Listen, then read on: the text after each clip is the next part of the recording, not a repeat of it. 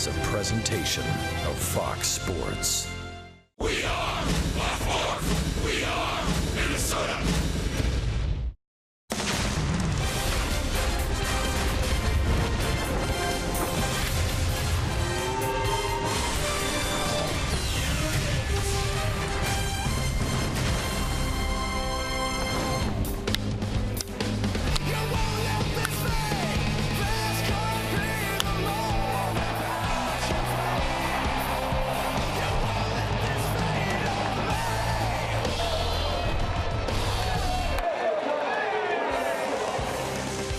Young Park has been a big part of the Twins offense. They haven't had not nearly enough in this series. They've scored just 9 runs, but Park drove in 3 of their 6 yesterday with a home run. He has 3 long balls in his last 10 games alone. A perfect Sunday afternoon for a Father's Day edition of Twins baseball as they play host to the Yankees in the final game of a 4-game series on Fox Sports North. This Yankees and Twins series is brought to you by North Dakota Tourism. Start your journey at NorthDakotaLegendary.com. And on Father's Day, Major League Baseball supports the Home Run Challenge and prostate cancer awareness. What a picturesque Sunday afternoon here at Target Field. Temperature pushing toward 90 degrees, brilliant sunshine. Happy Father's Day to all of you. Happy and Father's to you, Day. Roy Smalley. And to you as well, Anthony. Byung-ho Park is on a home run surge for Minnesota. He has shown tremendous power throughout his rookie season. He is such a tantalizing talent and player, because just at the time where you think he's really confused, he can't catch up with fastballs, he's out in front of breaking balls, then he'll go into it, get into a streak and hit the ball 9 miles and say, you got to give this power a chance at this level. He's leading the rookies this year in home runs. As you see, 12 home runs already, way before the All-Star break. And you say, well, can he figure it out? Can he figure it out? And then he absolutely figures one out. Yesterday, 409 feet to the opposite field. Is this just the norm for a young hitter, the streakiness that he's shown? I don't think there's any question that it is the norm for a young hitter, especially a young hitter coming from a different culture, from a different league that when he didn't see any kind of talent on the mound the way he's seen this year. Actually, pretty good season for his first one here. 3 home runs in his last 10. He gets the day off today on Sunday afternoon at Target Field. Ervin Santana will take them out for the Twins, looking for his 2nd win of the year.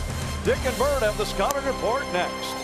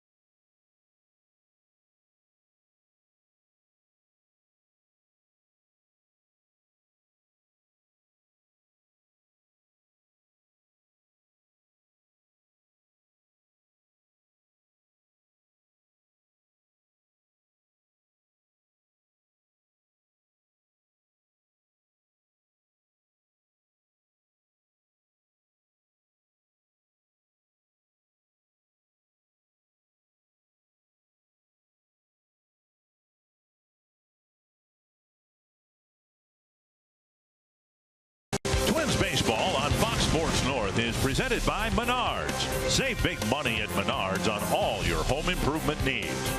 By Ram. Come discover great deals during the Ram Drive and Discover event. And by Sanford Orthopedics and Sports Medicine for the everyday competitor in all of us. The Twins have one more chance to beat the Yankees at Target Field this year. The Yankees have won the first 3 games of the series. And this afternoon, Nathan Eovaldi will go for the Yankees. Irvin Santana for the Minnesota Twins. And good Sunday afternoon to you from Target Field, and happy Father's Day to everybody out there. Dick and Bert with you for the series finale. The Twins yesterday got an encouraging start from Ricky Nolasco, and they really need an encouraging start today from Irvin Santana. And that's really been hard for Santana this year, is to find that consistency over his last 3 starts. His last one coming in Anaheim, really struggling. The high earned run average. The Twins are only 1-11 when Santana takes that start, so they have to find a way to hopefully get him some early runs. And for Santana, what he needs to do is not give up early runs. 18 of the 40 runs he's given up so far this year have been in the first 3 innings. Get ahead in the count. That's important for Santana. And he needs to find that slider again. That slider kind of has left him a little bit. That one that really he gets a lot of strikeouts and ground balls on. When you have lost as often as the Twins have lost this year, everything is fluid. The starting rotation's been fluid. So has the lineup. And it's nice to see Eduardo Escobar back in the lineup and producing as a hitter. You know, this guy brings a lot of energy with him. The last couple of days, he's shown off a little bit of power as a home run, as a left-handed hitter, and then as a right-handed hitter. Getting the opportunity to play again. Remember, Nunez was red hot, so kind of put him on the bench. But his second chance of getting back in that lineup, he wants to play every day. Both Nunez and Escobar are in the lineup here this afternoon. The Twins hope to win the series finale with the dreaded New York Yankees in town for the final time today.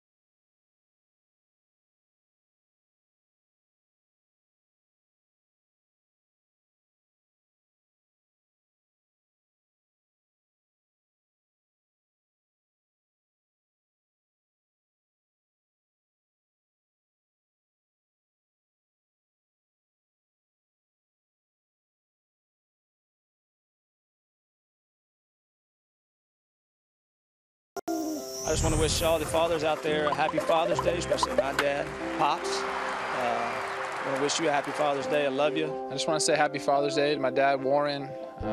You sacrificed a lot for me and always taught me that you can achieve anything through hard work. To all the dads out there, thanks for all the time and effort in raising us and supporting us. Happy Father's Day to my dad and all dads out there. Happy Father's Day to all the dads out there, especially my dad. Thanks for everything you did and still doing. He got you your first glove. and was probably the one who showed you how to first use it. He taught you how to swing, how to stand, and how to be a man. Now you are, or one day hope to be, just as good as he. He is Dad, and we thank him today for everything we have. And yes, happy Father's Day to everybody out there. And the Twins are hoping to honor their fathers with a win here today. It's been a tough go for the Twins again in this homestand. Yeah, Dick, I know both our pops are no longer with us, but on this day, you know, myself, I don't think I would have played baseball if it wasn't for my pops. Thank you, Dad. I know you're listening. Story I shared with my dad, and he shared with others many times. When he took me out in the backyard to play catch, he said, "It's easy, just keep your eye on the ball." And he hit you in the eye? And 5 minutes later, I had a black eye. But this Sunday, Yankees and Twins series, your dad. yeah, on Fox Sports North is presented by Super America. Get your Not Whole Day Kids Day vouchers at any local Super America. Joe Girardi has brought the Yankees in here to familiar turf with familiar results. They won a couple of ball games by getting big hits late, and then a blowout here a couple nights ago. The Menards batting order for the Yankees in Game 4. Jacoby Ellsbury in the leadoff spot, then Brett Gardner, Carlos Beltran, Alex Rodriguez, Brian McCann, Starlin Castro, Didi Gregorius, Chase Headley, and Ike Davis. And for the 18th time in his career, he is facing Ervin Santana, is facing the New York Yankees, 33 years old. It's to find that consistency, especially with that slider. He's given up a lot of hits, 77 hits in 65 innings pitched and 21 walks. Northland Ford defense for the Twins, a different look for the first time this year. Trevor Palouse at first. That opens third base for Nunez. Escobar, Dozier up the middle, and outfield of Grossman, Santana, Kepler, Byron Buxton not starting today, and Kurt Suzuki back behind the plate. And Trevor spent some time over there, just not much time over the last couple of years, and as we mentioned, his first start there this year. Ellsbury, Gardner, and Beltran to get things started on a gorgeous summer afternoon. Glad you're with us for Twins baseball at Target Field. You can see both teams wearing special uniforms today. Even the umpires going with the robin's egg blue. Is that what we call that? Baby blue, powder blue? I would say yes. And the numbers on the uniforms for both teams in the similar color. Yep, very nice looking uniforms. To add to the recognition and the awareness of prostate cancer. We're wearing the little ribbons here. Yep. 0-2. Santana to Ellsbury. Santana with 7 losses on the year, just 1 win so far. And he and the Yankee starter Nathan Eovaldi really struggling in the month of June. Missing inside 1 and 2. Well, good fastball right there by Santana. He's two different types of fastballs. A 4-seamer, pretty straight, and then that 2-seamer has some sink on it. It's a slider that I think you know, would like to see a better job of throwing. And this might be the slider right here. It is, and it's a strikeout.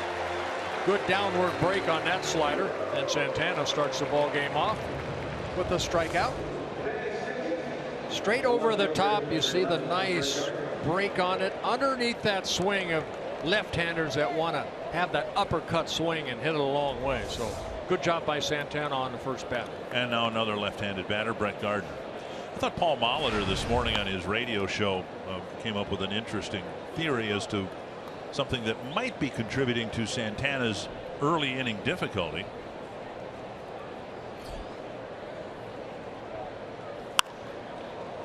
We'll see it right there.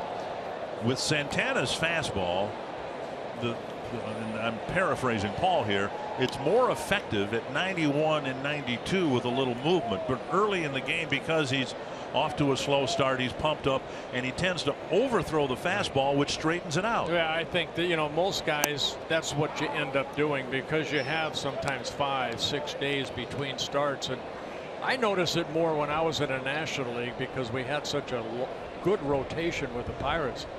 And then you only pitch 5 or 6 innings. You feel too strong the first couple innings, and then as you wear down a little bit, then comes the sink and maybe the better breaking ball. What Santana looks like he's trying to do right here is stay back on that pitching rubber a little bit longer. Allow that arm to catch up.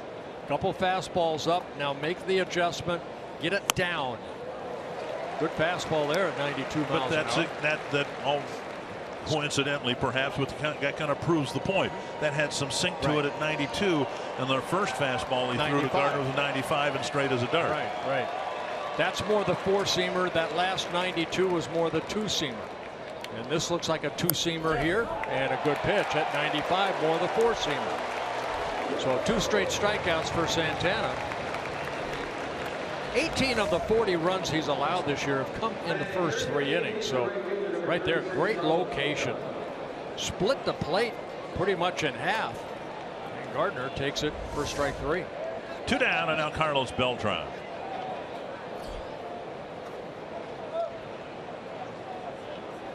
One thing we've learned over the last 15 years, if you make a mistake pitch to the Yankees late in the game, they will punish it. And that's what Beltran did last night. Got a hanging changeup from Kevin Jepsen. Hit it out the other way to tie the game, and then the Yankees scored 3 more times in the 9th, and that was pretty much the ball game. Well, he leads the Yankees with 18 home runs. He's hit 2 so far in the first 3 ball games, and just a good hitter from both sides of the plate. 1-1.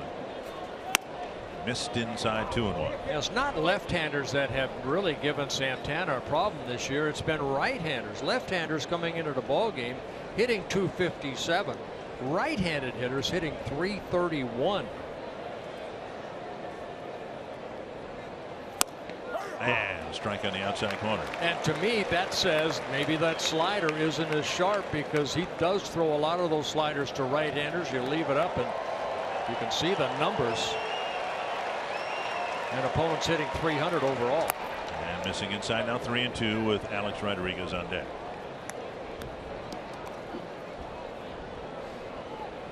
For Irvin Santana, making his 18th career start against the Yankees, 5 wins, 9 losses, an ERA at 6.22. Only 3 of the 17 previous starts were quality starts. On the ground, hit right at Brian Dozier. And Santana has a very good first inning. A couple of strikeouts, and the Yankees go down 1-2-3.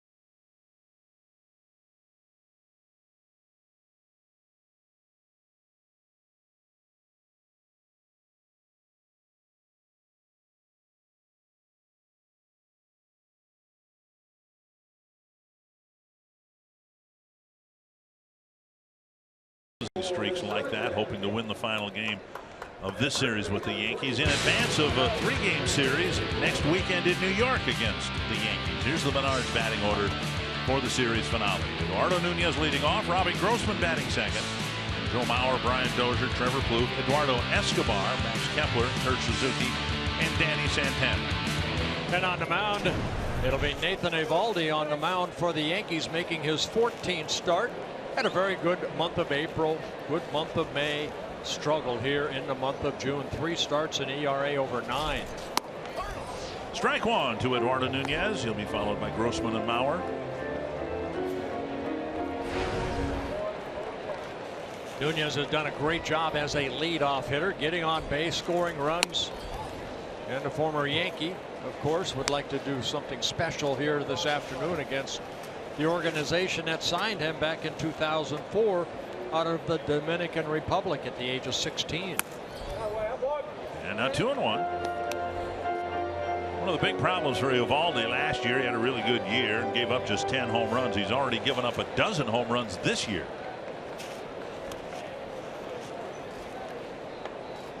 Two and one. And flared foul over the Twins dugout. Well, a lot of times, you know, you don't mind giving up the home runs. Do they come with men on base? That's what's really hurt you. Eovaldi, kind of like Santana, more hits to innings pitched, 20 walks, 82 hits, and 75 innings pitched. So extra base runners.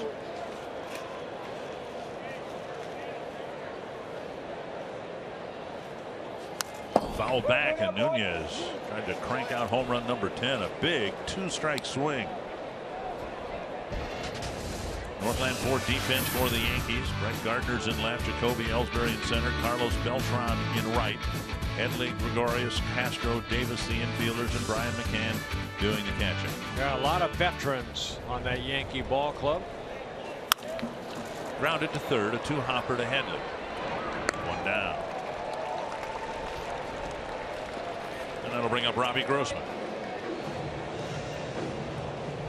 Toyota key stat, Robbie Grossman, since the Twins brought him up after a 1-day trial at AAA, 22 walks. And tied for the league lead since or with Josh Donaldson.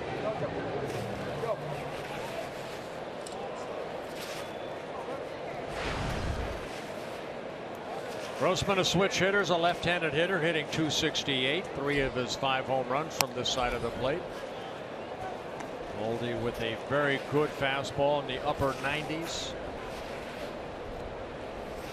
Mix in a hard slider, curveball, and a split finger. 2-0. Grossman entering the game with an on-base percentage of .431. Now he doesn't have nearly the plate appearances to be listed among the league leaders, but to give you some idea how impressive he's been, the league leader in on-base percentage is Jose Altuve at .422. And outside now 3-0. And Grossman's provided some pop too with 5 home runs.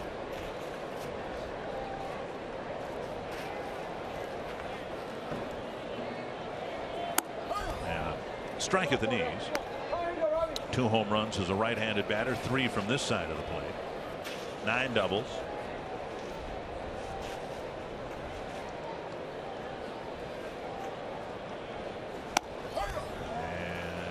And over for strike 2. And the Yankees will send Headley now to the right side of second base and switch Gregorius to the left side.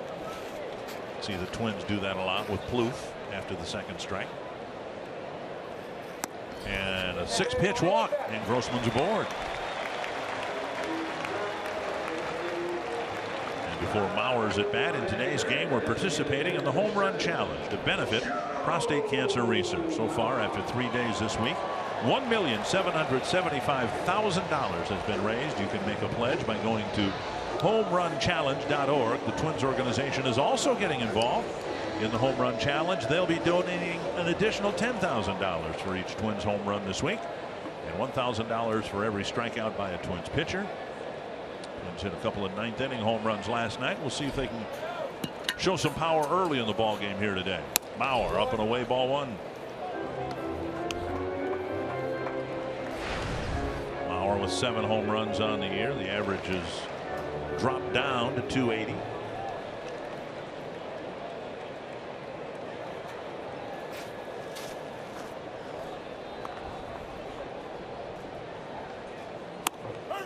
Strike called. Joe looked like he didn't believe that was a strike. 1-1.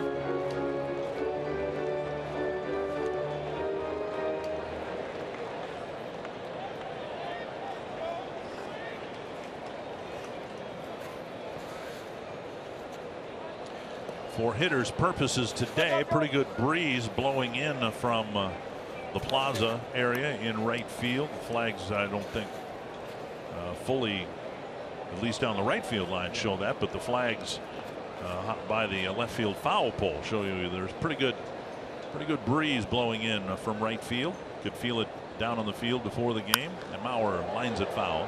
You know, with the way the ballpark is structured too, sometimes that wind blows in and then it kind of hits the stands here over third base, and then it'll shoot out towards center field. And we've told the story before here around home plate, batting practice for instance, and you can feel the breeze blowing in from right. Then you walk over by third base and you almost get blown into fair territory because of what you just said. 1-2 to Mauer.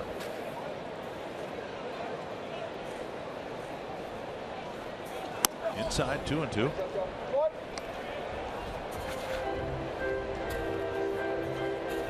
For Mauer, this is his 13th season with the Twins. 6-time All-Star, 3-time batting champ, American League MVP in 2009. There you can see the wind blowing in from right field. 2-2. Taken low, 3-2, and the Twins showing some patience early on against Eovaldi. Let's see if I think Grossman's going to be sent right here. Grossman, put the ball in play. Let's go. He's 0 for 2 in stolen bases, but each of his stolen base attempts were actual hit and runs that were missed. Full count to Mauer. And Grossman goes, and the pitch lifted foul, and it'll reach the seats. Yeah, early in the ball game, go ahead and send him. Hopefully Mauer can maybe hit a double, a ball in the gap somewhere. Might score him.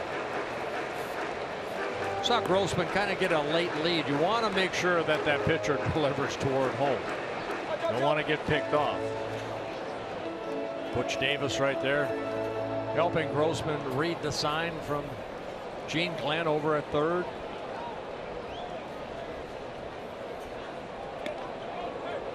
Quick sweep of the tag right there by Davis. And Grossman just getting his hand back on the bag. Yeah, even though you know you have the 3-2, you're going to be taken off. You want to get to where you can do exactly that. Get as far out that you can dive back in and get that hand back on the bag.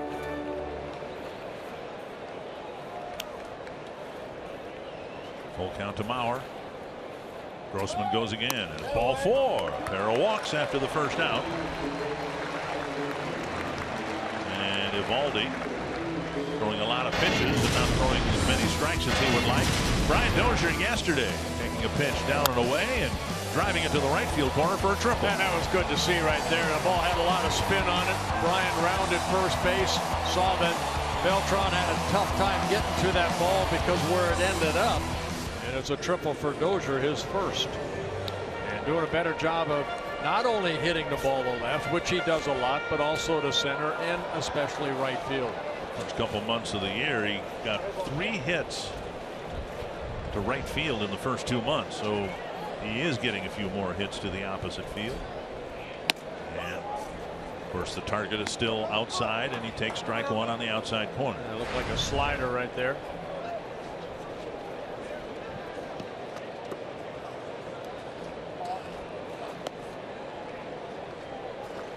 Brian last year led the club with 28 home runs.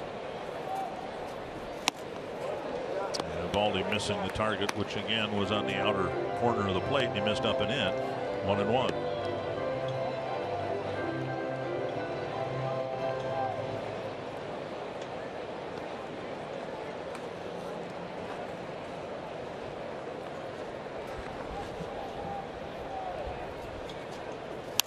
Popped up a foul ball that'll reach the seats. Eovaldi last year, he mentioned, Dick, he had a good year for the Yankees. In 27 starts, he was 14-3, and 2 of those wins came against the Twins. 1 here back in July, and then 1 in New York in the middle of August.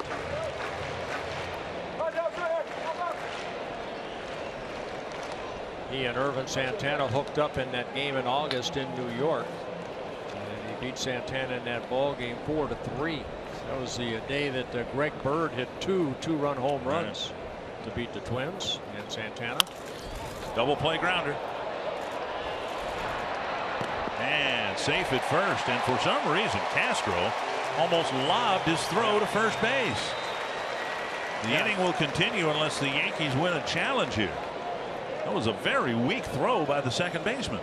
Yeah, sometimes, you know, from that little flip, maybe you don't get the ball exactly in your hand, but Gregorius, and he didn't really let that ball go. You can almost see that that ball had a little bit of almost a rainbow type throw. A good feed. But maybe that lazy throw allowed Dozier that one extra step to stay out of the double play. Pitch down and away, and Bryan tapping it to short and beating the relay by a half step, and that will give Plouffe a chance here in the first inning to make the Yankees pay for a mistake on their side. Well, Trevor got the day off yesterday. He's been struggling a bit at the plate. Hopefully the day off will help him. And usually when we see Trevor hitting a ball well, he'll shoot the ball the other way to right field. Home run production down. Off-speed pitch and a swing and a miss. Plouffe just 1 for 6, but given what you said, and it's very true, I think that this wouldn't be as difficult a matchup for Plouffe as maybe some others, because he's willing to drive the ball to right field. If he's a little late on a 97-mile-per-hour fastball, so be it. First pitch wasn't a fastball and got a swing and a miss.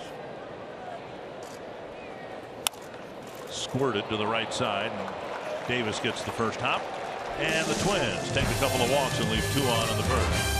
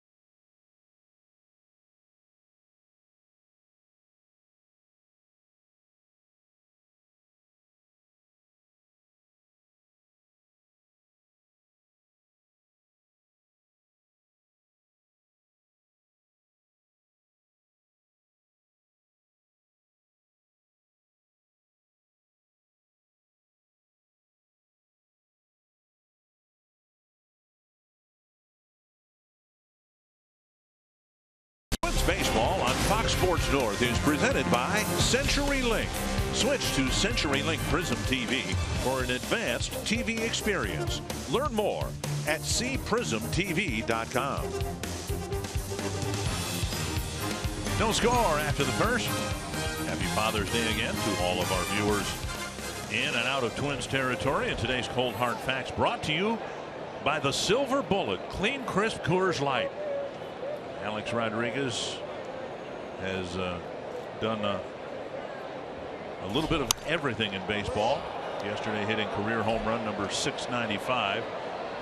And the center fielder Santana with the catch, and very quickly Rodriguez is retired, 1 away. Now, we saw that off the bats of the Yankees yesterday against Nolasco. There were 4 or 5 times that the Yankees, they come out, they're aggressive swinging team, but made the out on 1 pitch.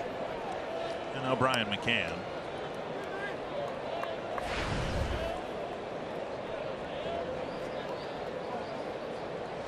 McCann's numbers way down. And McCann in his 3rd season with the Yankees. What McCann brings, yeah, the average down. He came into this year a 270 hitter, but as a catcher, a lot of power. 8 straight seasons. He's hit 20 home runs or more in 9 of the last 10. 9 seasons with the Braves, in his 3rd season here with the Yankees. Up the line, foul. The Yankees for a number of years have always had a lot of left-handed hitters or switch hitters, and again this year they do, and why not when you play 81 games in their ballpark. I think of Posada, the years he had behind the plate as a Yankee, all the home runs he hit. McCann, a left-handed hitting catcher, those are always in demand. 1 and 2. Suzuki sitting inside, then the slider missing down and in. Switch hitters Beltran, Headley, Hicks, Teixeira when he's healthy. When you face as much right-handed pitching as teams do, and then you wear out the left-handed batter's box at Yankee Stadium, you should have a productive lineup. Foul back. The Yankees not as productive as they were a year ago. They came into this series with ranked 1 spot higher in the league rankings than the Twins in runs scored. And actually the Twins have out-homered the Yankees by 4. Yankees have 69 home runs. Twins have 73 coming into play.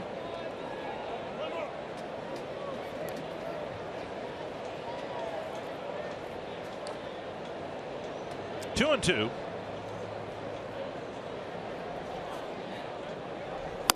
Missing inside.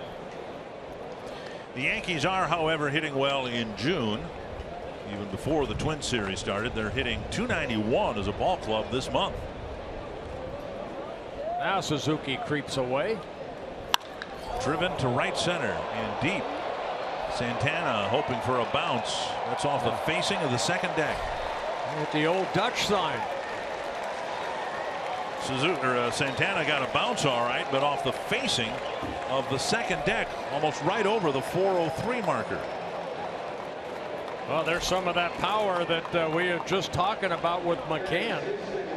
That's home run number 9 on the year. The fastball, you can see Suzuki wanting it away, and you just miss a little bit. McCann takes it straight away center, more to right center.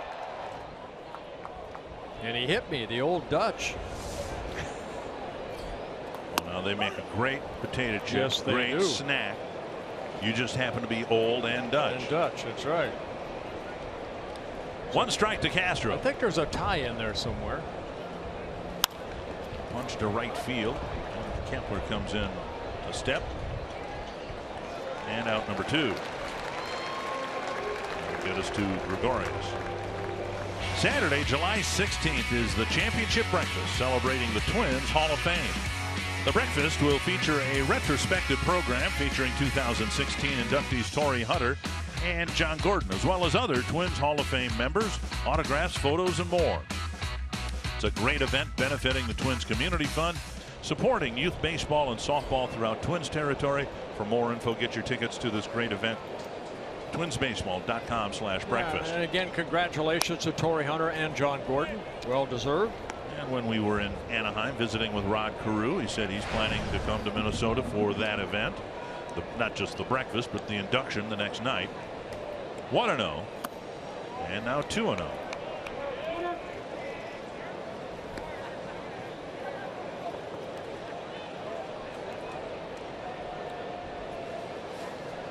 Only hit of the ball game, the McCann home run. And now fouled back 2-1. Yeah, that home run was the 11th home run that Santana has allowed, the 4th to a left-handed hitter. That home run measured at 439 feet. Which seems short to me. When someone hits one that high over the 403-foot sign, I would have given it another 20 feet, but they don't ask me. They've never asked me.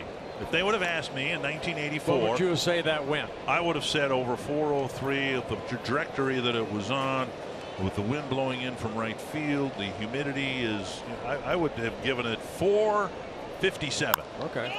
Chop to the right side. That one traveled about 25 feet before it touched ground.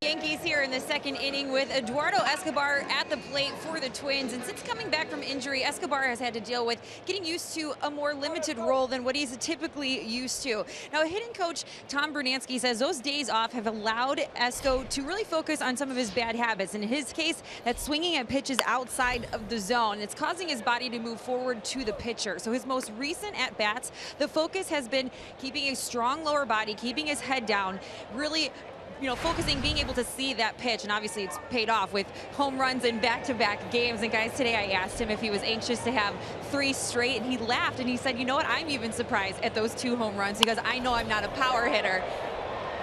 But he said he wasn't going to try to force it. That one's a little short. We'll see if maybe he can get the third one later in the game.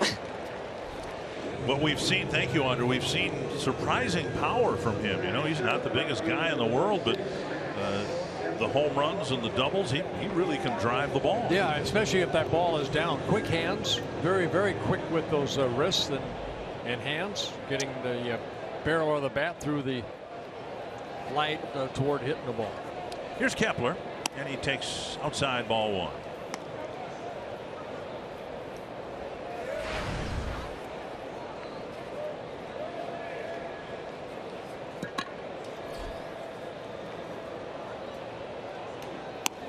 Speed pitch missing again.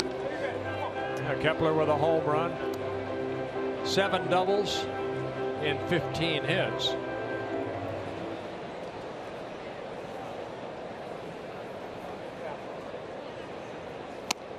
Up and away, 3-0.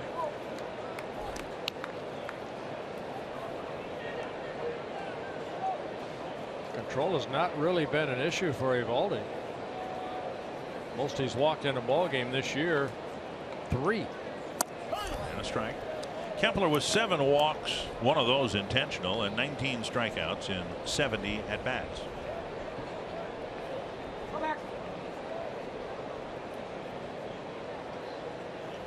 Should get a hittable fastball here. And foul, 3-2. He's just getting started and he's hitting .214, but one of the things I like to look at for a player in the minor leagues and major leagues too, and now Kepler's up here with 70 at bats, if he has 1 extra base hit for every 10 at bats, to me that's good. That's another way of measuring slugging percentage and ability to drive the baseball. And there he is, lining one down the left field line, but foul by about 3 feet. Well, that's why I mentioned a home run, 7 doubles with only 15 hits. So 8 of the 15 hits by my California math have gone for extra base hits.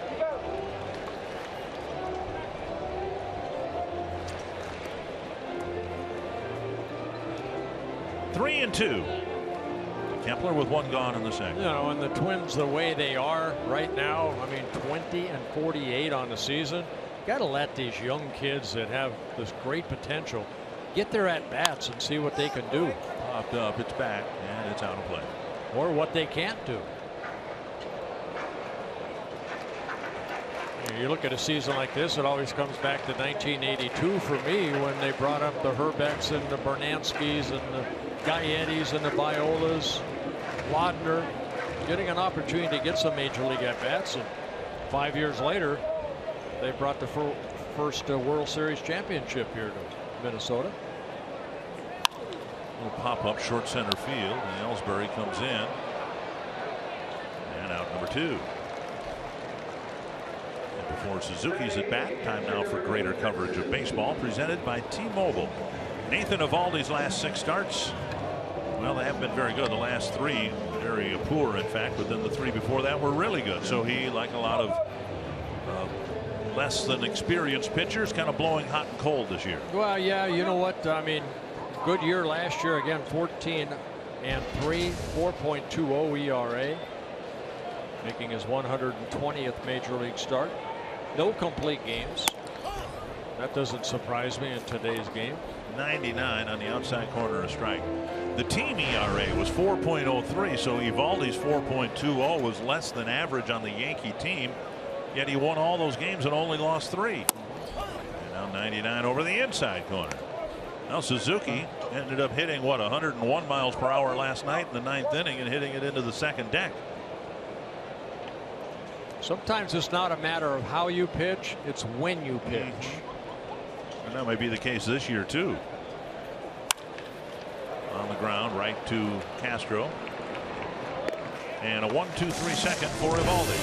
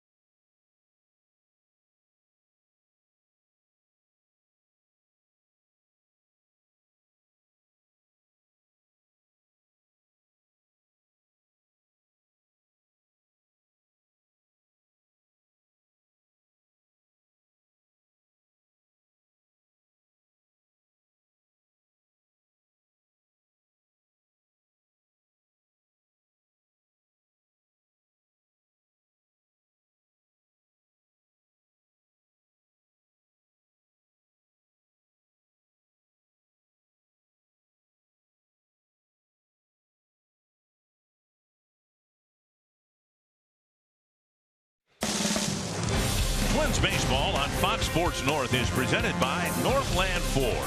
Visit northlandford.com and your local Northland Ford dealer today.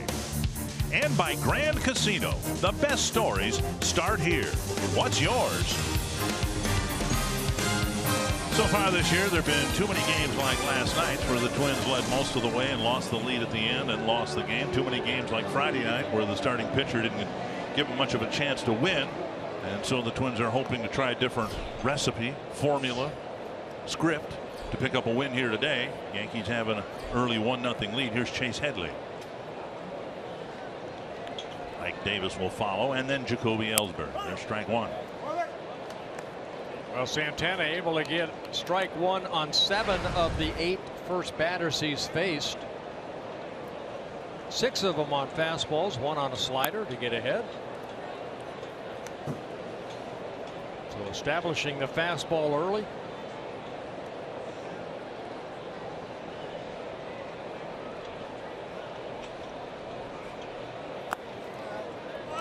down and in 2-1.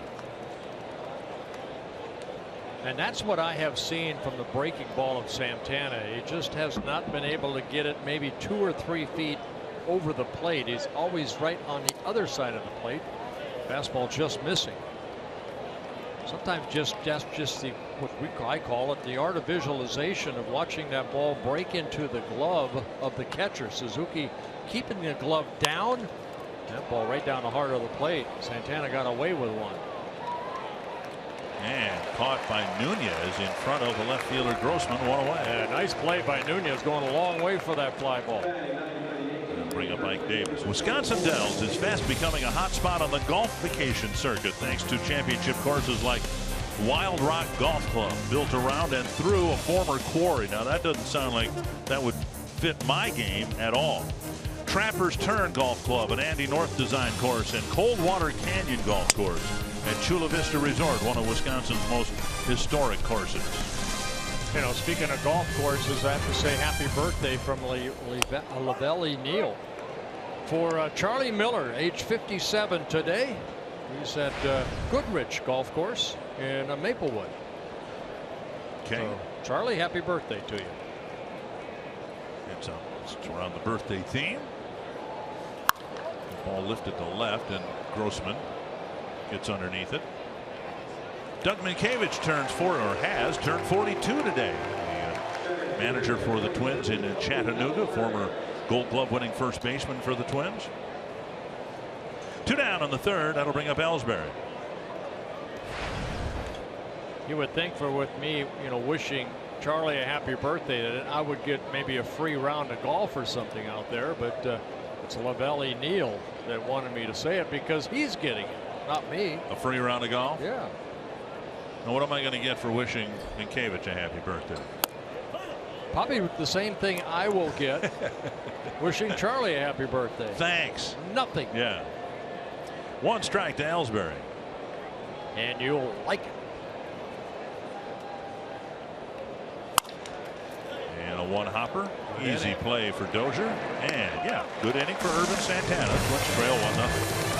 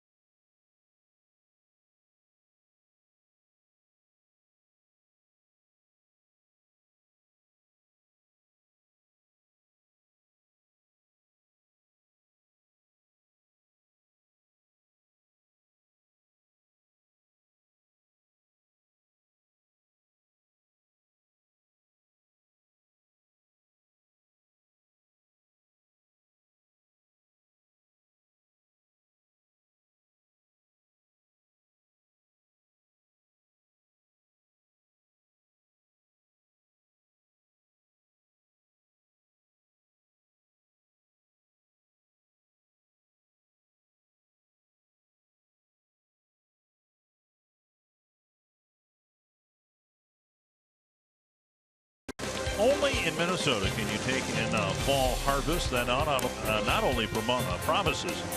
Let me start this again. Only in Minnesota can you take in a fall harvest that not only promises delicious food to eat, but also tasty things to drink, including Minnesota wines. Sound like we've already had some.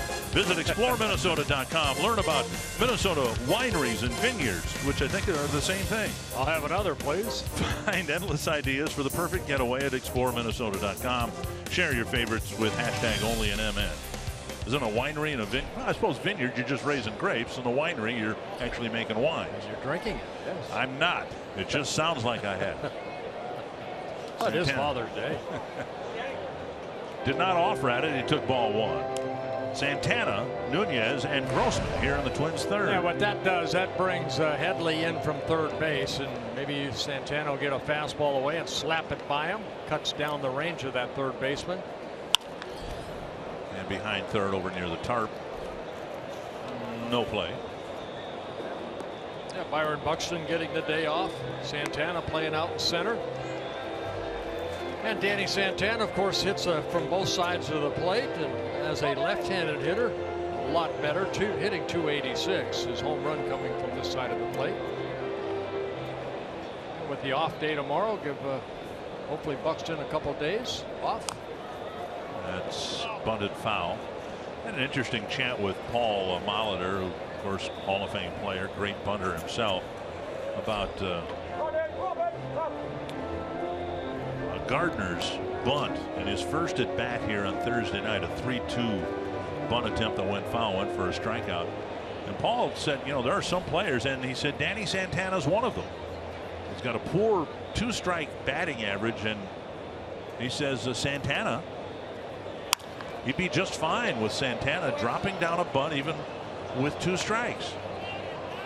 He says if a guy doesn't have a good productive 2-strike approach, well, why not? If you put 3 of them down and 1 of them works, that's still a .333 batting average. Right. And sometimes, you know, with 2 strikes, hitters sometimes take a little more time on making sure they keep that ball fair. Right. Easy roller to Castro, and Santana's retired, 1 away. Carsoup.com trivia. Which father-son combo has the most pitching wins in Major League Baseball history? The first one that comes to mind is the Stottlemyers. Yeah. But how many wins did Cy Young have? Well, he had 500. All right. Well, his son, if he had a son. 11. All right. If his son never even pitched in the big leagues, the answer still would be Cy Young, right? But I think the son has to play in the big leagues too. I think well, that might have been the intent of the question, but here's Nunez, bounced to third his first time up.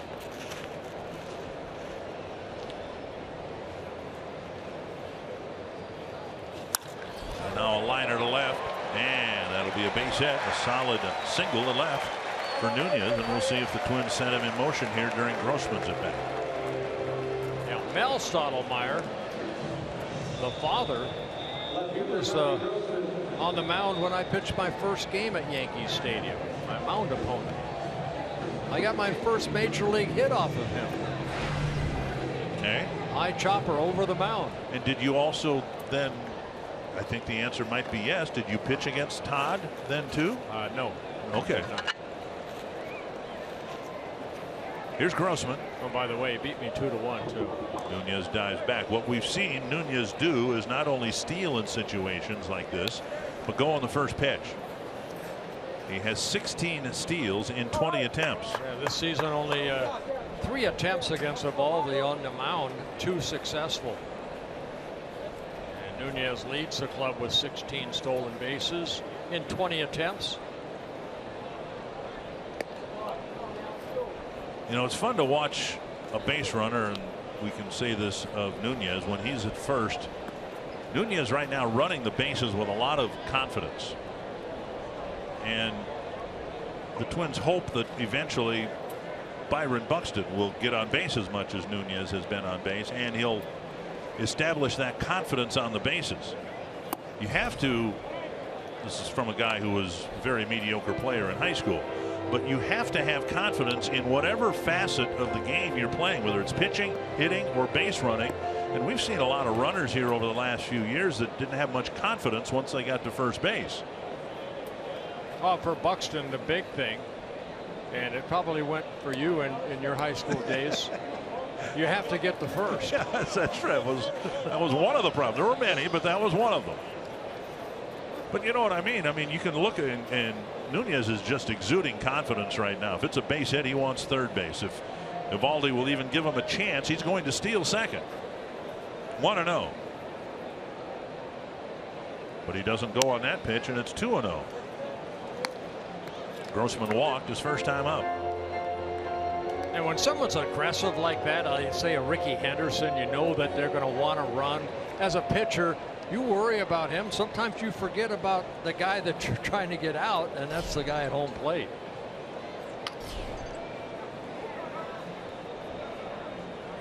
Foul back.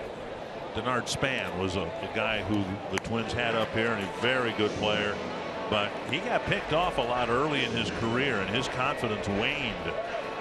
And the Twins were never able to get him to regain that aggressiveness on the bases because he got thrown out a couple of times, picked off a couple of times. 2-1. And a little pop-up, short left center field. And that ball is going to be caught by Gardner. 2 away. And Bauer coming to the plate. Twins fans, if you can't catch the games on TV, you can stream them live on your mobile device with the all-new Fox Sports Go app. Download the app, take Fox Sports North and Twins baseball with you wherever you go. Bauer walked his first time up.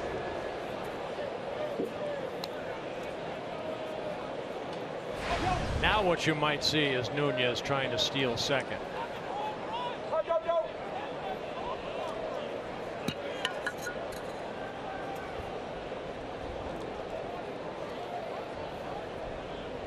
Not on the first pitch, and it's ball 1. Joe having a nice bounce back year. I still think he's going to finish with a 300 or better batting average, but he has just 6 doubles.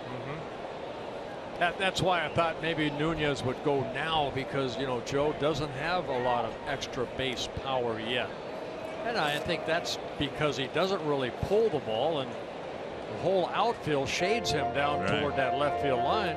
And even in the left center field gap. I was going to say, even the center fielder Ellsbury kind of taking that extra base hit away in left center.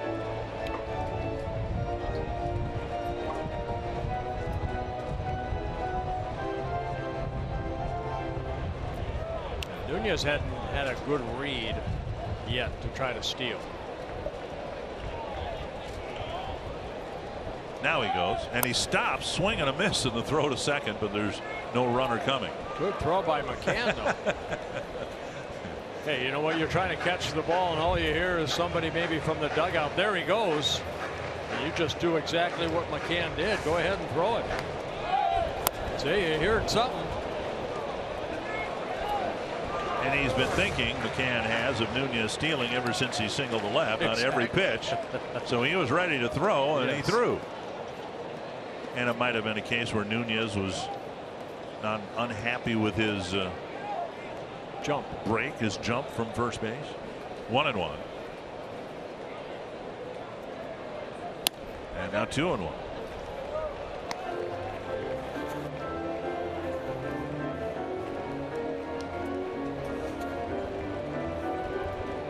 This may be here a situation for a hit and run. Make Joe swing the bat. Nunez stays put. Mauer drives it to center. Ellsbury back, still going back, still going back. Makes the catch about a step and a half from the wall. Twins get their first hit. A Nunez single, but the Yankees lead 1-0.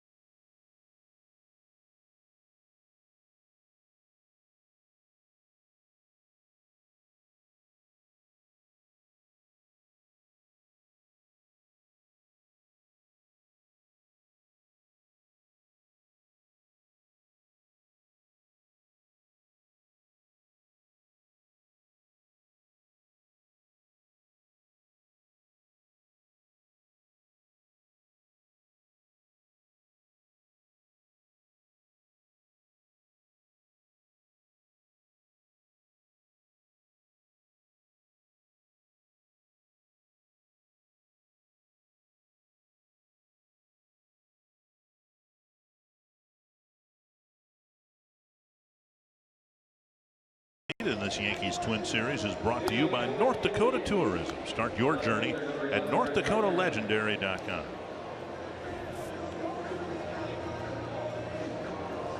The Yankees in the 4th inning will send up Gardner, Beltran, and Rodriguez. Each team with just one hit. The Yankees hit a home run. The Twins hit a single.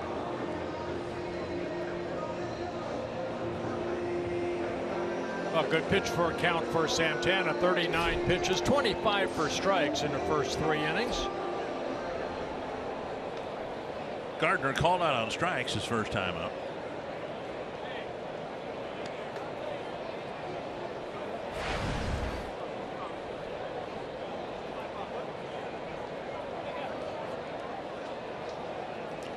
If you like the uniforms the Yankees are wearing with powder blue, and the Twins uniforms as well. It's not just here, it's across baseball today on Father's Day.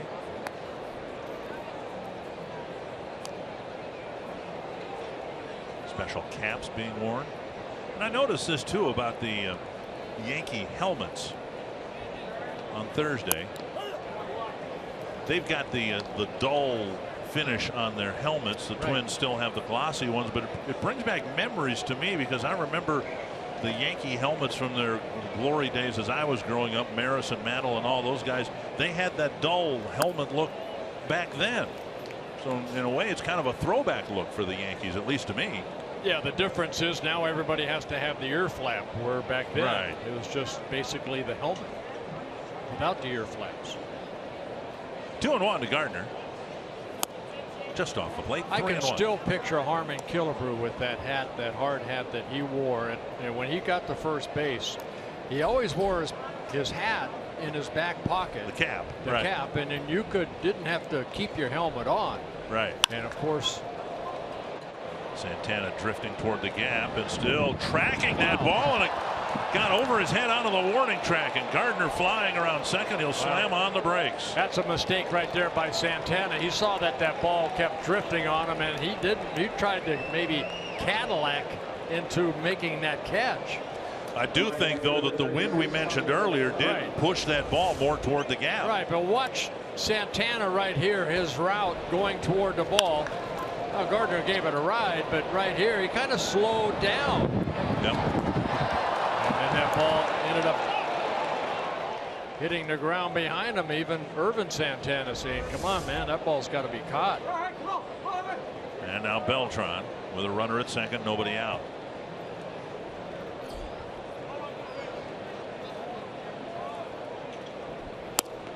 No, it's not an excuse, because from up here we can see the wind, and as an outfielder you need to be aware of what the wind is going to do to high fly balls. And you need to hustle your tail end off to where you think that ball's going to go, and Santana slowed down right there. Pitch left up, fouled back. Those to are strike. the little things that frustrate, I think, viewers, ball club, the manager, everybody. Play the game hard. Outs that should be made need to be made. 2 strikes. And again, the Twins may have gotten an extra out in the first inning when Castro didn't rifle his throw to first base to get a double play, but the Twins didn't take advantage of it. And that's really been the hallmark of this season series between the Twins and the Yankees for a long time. Twins make a mistake and the Yankees make them pay for it. And unless or until the Twins can do that to the Yankees, they're not a perfect ball club. They'll make mistakes, whether it's a pitch or a misplay in the field. Pull foul. Well, going back to my Harmon story, when Harmon got to first base, he took his helmet off and he could take his hat out of his pocket and switch it as quick as anybody I ever saw. Because he didn't want to reveal the bald spot. Right.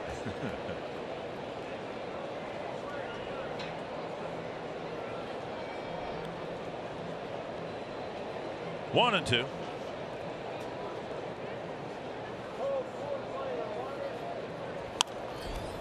Popped up, backing out of play.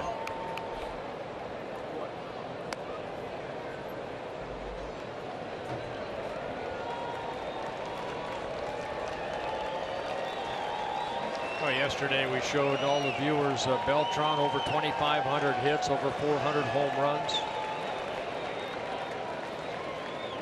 It's in his last year of his contract, but they say he'd like to continue his career.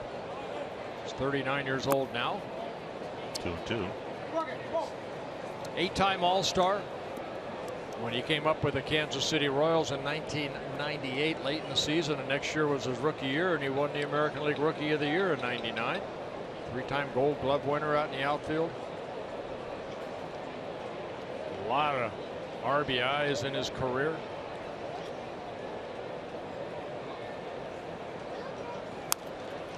Beltran fouls it back. And his goal, you can see his swings. He's just trying to get Gardner over to third. Alex Rodriguez on deck. That ball was away, and it still looked like he tried to pull that ball toward second.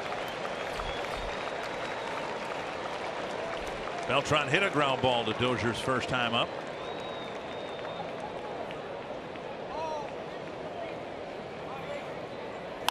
Popped up to the right side. Good pitch. Plouffe coming in, plenty of room. Beltran leaves Gardner at second for the time being, one away. Sanford Health injury report, with the Mets being dealt a little bit of a blow. Right shoulder issue for Jim Henderson. And as a reliever, the Mets, of course, have the great starting rotation, but it'll be very interesting what happens between now and the end of July and how all these little injuries might impact the trade situation. Here's Rodriguez, hit a fly ball to center on the first pitch he saw in the second inning. I know I've read stories on the Cubs trying to secure their bullpen, make it a little bit stronger. The Cubs off to a great start, but they were talking to Yankees maybe about Miller or Chapman. It's a nice feeling, and the Twins, have had that feeling not recently, of course, but when they were winning divisions, adding players that fill needs late in the season. One hit poked to left center field, and it'll die for a base hit. Gardner got a good read, and he will score on a bloop single. Sounded like he broke his bat. Yep. And Rodriguez drives in his 24th run of the year. That slider. I said that slider before. This looks like a pretty good pitch, though. Sometimes you have to tip your hat to the hitter because it looked like it right off the end of the bat. Let's take a look at this pitch right there, that slider. Fox strikes presented by Ram. And it was right off the end of the bat. Hit softly into left center. Gardner scores the second run, and for Rodriguez, he picks up his 24th run batted in. McCann, the batter, clobbered a home run off the facing of the second deck in deep right center field. And now a foul back.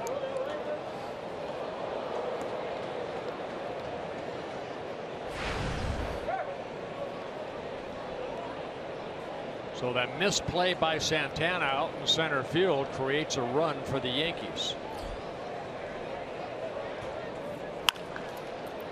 Ground ball. Escobar to the bag, flip to first, good play. Double play with Escobar having to do a little legwork in the middle of it.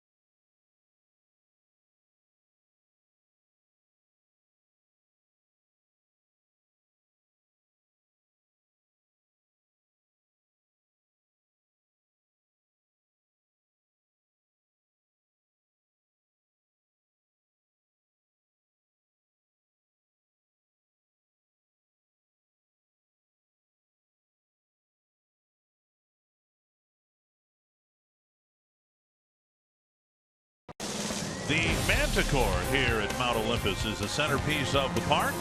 Standing more than 100 feet tall, the vertical swing offers great views of the theme park, the surrounding Dells area, and if I was on it, what I had for breakfast hours before.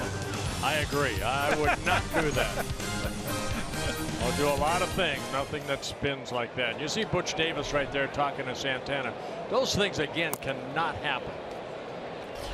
Well, again, it's your job as an outfielder to know what the wind is doing and where it's going to track balls. Well, it's not as much as the wind as he slowed down. That's what upset me if I'm pitching that ball game. I'm sorry, I would probably say something to him. That ball's got to be caught. That cost me an earned run. 2-0, and now Dozier swings through strike 2. Dozier, Plouffe, and Escobar in the 4th.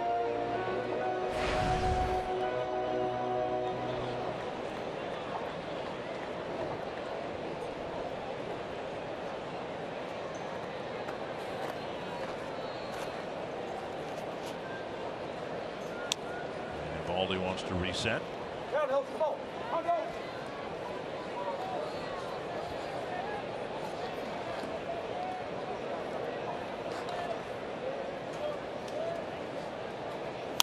Foul back.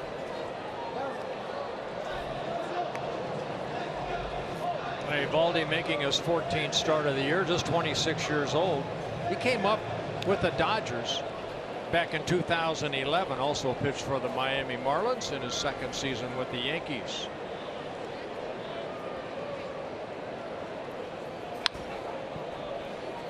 And Dozier takes outside. Dozier, 28 walks.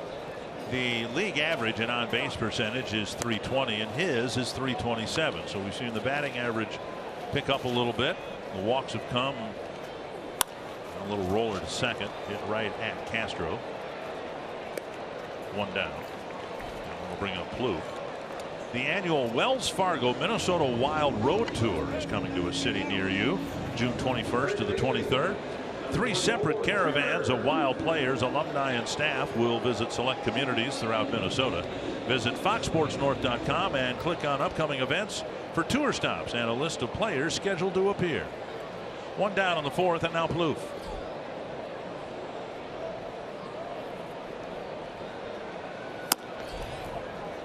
And that's one area, since we brought it up with Dozier, it's been a disappointing area for Trevor.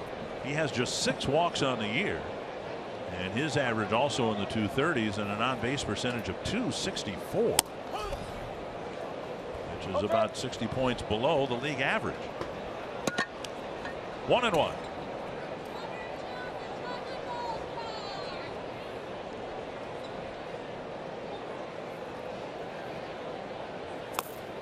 Two and 1.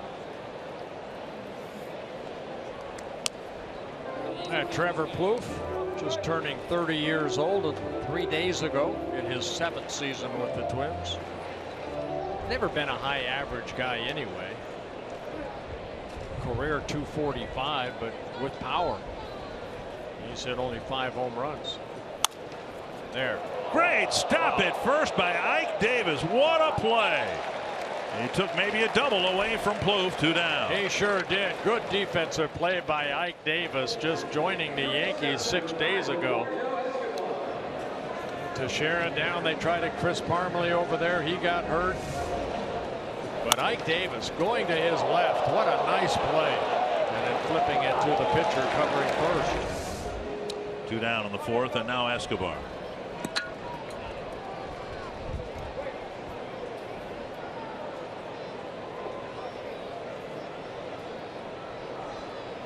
Escobar with a fly to center his first time up.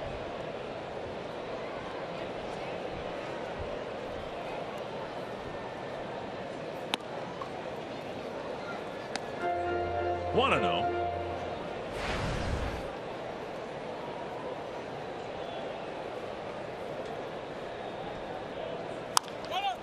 And bouncer to Davis, much easier play. Second 1-2-3 inning for Nathan Eovaldi.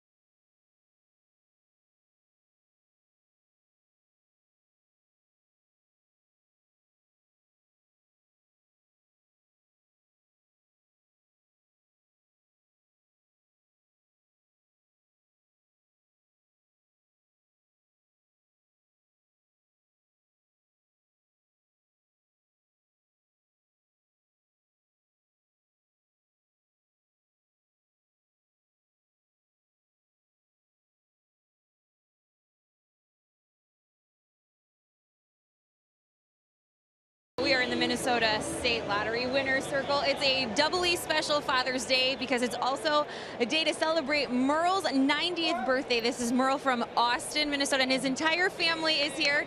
So, Merle, I have to ask you, what is the secret to 90 years? Because that's impressive. I think just do it good together, right? And these guys are a lot of fun. Your family does seem a lot of fun, and I know you are going to say the secret is a lot of Twins games. Is that what I heard you saying? Yeah, a lot of Twins games.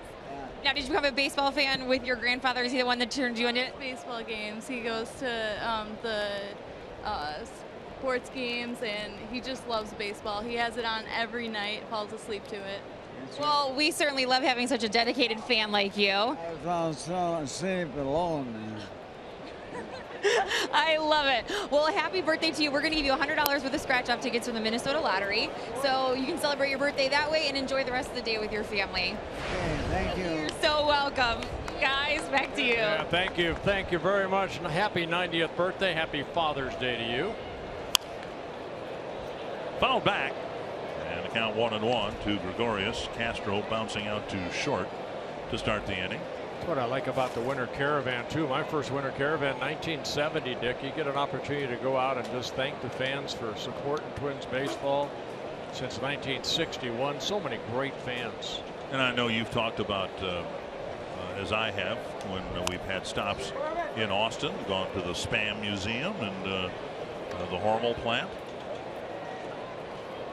over the years. Good people down there. Good people all over this 5-state area that have supported this team, win or lose. Over 30,000 people last night. Another good crowd here this afternoon. 1-2 to Gregorius.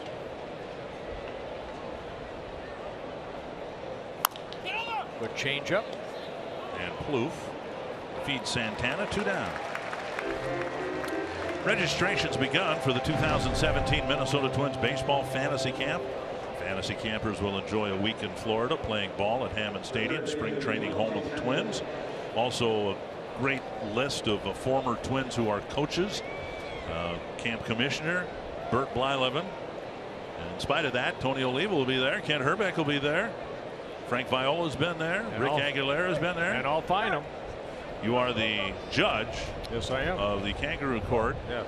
Anyway, visit the fan section at twinsbaseball.com, and I'd like to formally protest how I've been treated generally by the judge over the last few years. Okay, I'll remember that.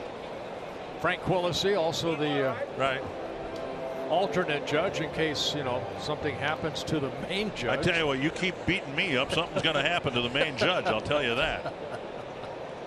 Hey, we raise a lot of money for Children's Hospital down there in Florida. So that's where all the funds go. Remember that. Before I come down there, just let me know how much, and I'll write out a check, and we'll make it a simpler process.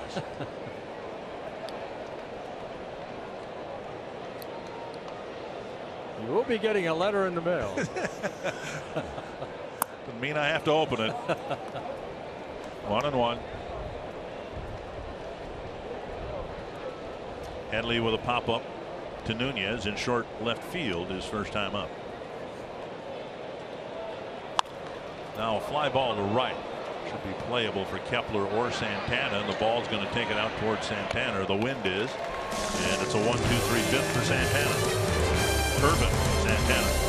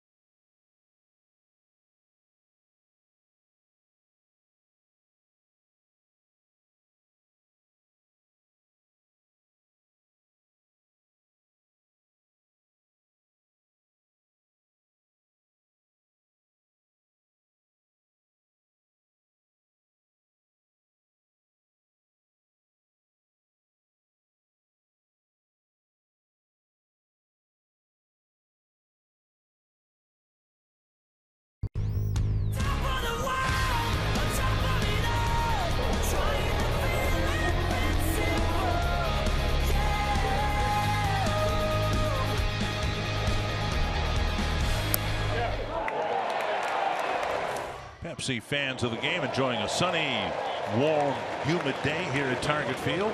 Right now the Yankees leading 2-0. We'll see what the Twins can do in the bottom of the fifth.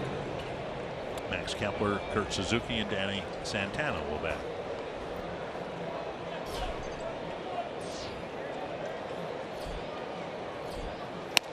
Kepler squares and takes a belt-high strike. 4 shutout innings for Eovaldi, and in June, in his 3 prior starts, only 14 2/3 innings and 16 earned runs. So both he and Ervin Santana not enjoying the month of June at all. But Eovaldi so far has shut the Twins down. Kepler drives it to right. This is high, back, gone, a home run. Max Kepler's second big league home run.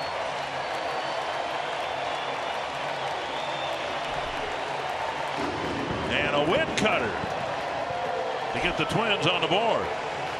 I tell you, he went down and got that ball, and you know we've seen him go down on that breaking ball here on Thursday night. He got a Sabathia breaking ball down, and here a little slider right into that swing of Max Kepler. And it's a line drive home run.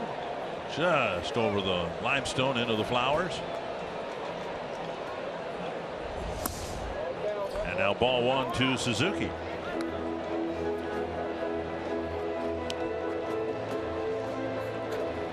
I don't know if I'm going to explain this right, but based on what we've seen from Kepler, I guess they call it the launch angle now. Here's a 2-hopper and an easy play for Gregorius. I mean, Kepler hits line drives. Nunez does the same thing too. You don't see a lot of fly balls or choppers. I mean, the range of trajectory off the bat seems narrower than most hitters. Well, even his first major league home run is a game winner. Remember, the 3-run home run was, even though it went a long way, it was a line drive over the fence.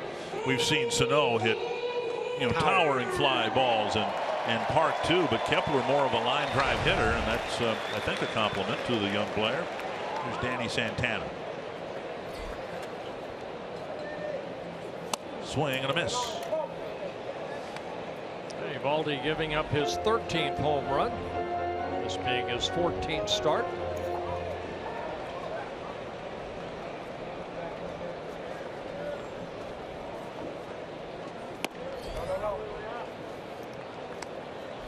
One and one.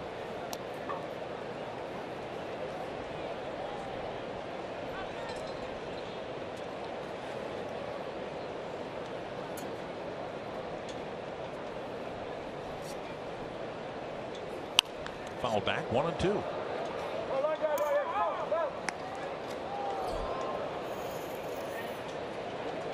Santana came into the game hitting .286 from the left side of the plate and just .087. 2 hits, 23 at bats from the other side.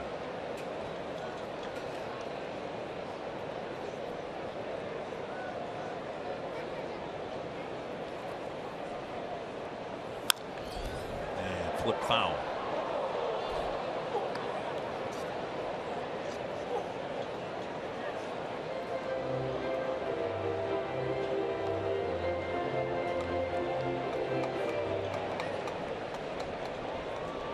One and 2 to Danny Santana.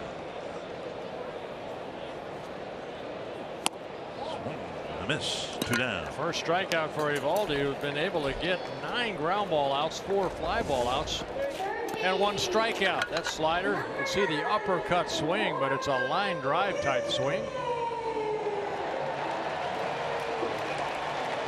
And then the home run made it 2-1, and then Stain from smashing into the flowers. So if Kepler wants, he looks like he'll be able to get that home run ball too. He got the first one, and if he ends up with the second one, he's got one for mom and dad. That one's got to go to his dad though on Father's Day, right? To hit a home run on Father's Day. Yes, that would be a nice gesture. Here's Nunez, 1 for 2 today, entered the day 6th in the American League in hitting, and he takes a strike, now a ball.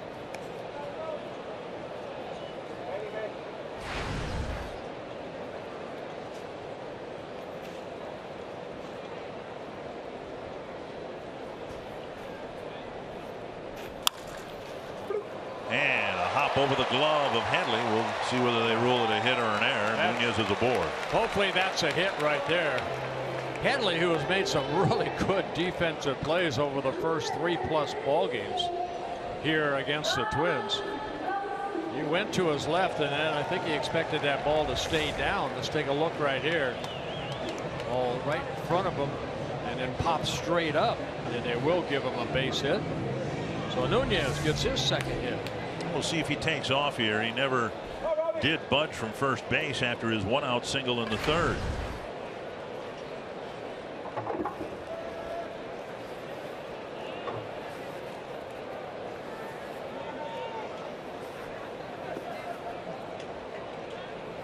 Nunez dives back.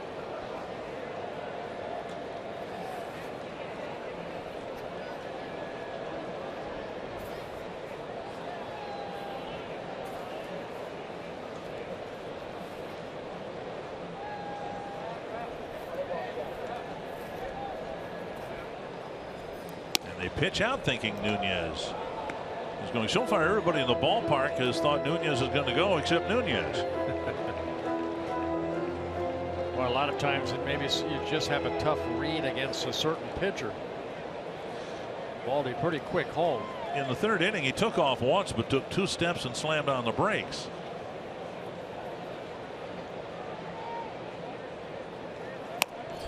Check swing, a called strike, 1-1.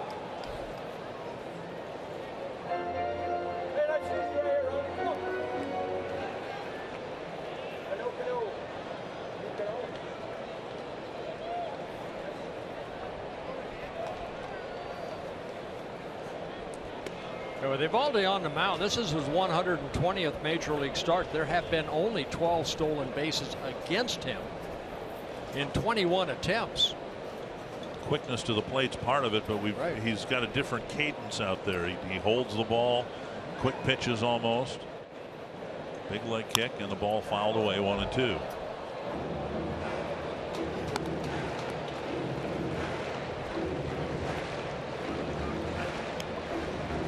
Eovaldi out of Houston, Texas. That's where he was born. He grew up in Alvin, Texas, home of Nolan Ryan. Went to Alvin High School. Signed by the Dodgers in 2008 out of Alvin High School.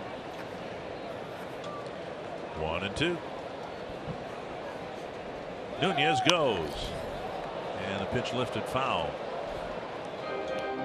Second base umpire Mark Carlson will pick up Nunez's helmet. You go to umpire school now just for that, and they say, look, if you umpire a game with Eduardo Nunez in it, speed the game up along and pick up his helmet for him.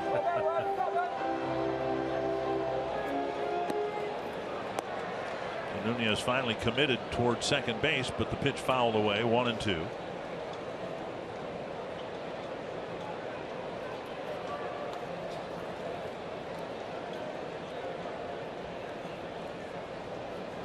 Not this time, and the pitch fouled away again. Of course, as a New York Yankee, they know all about Nunez and his helmet.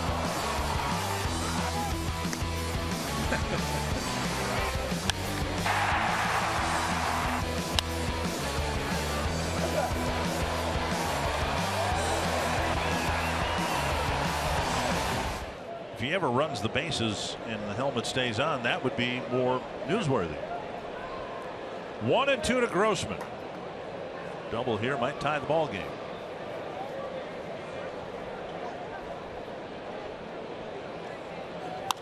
A high fly to right. There are 2 outs, and Nunez lost track of the outs. Grossman flies out to end the inning. The Twins get one back on Kepler's home run.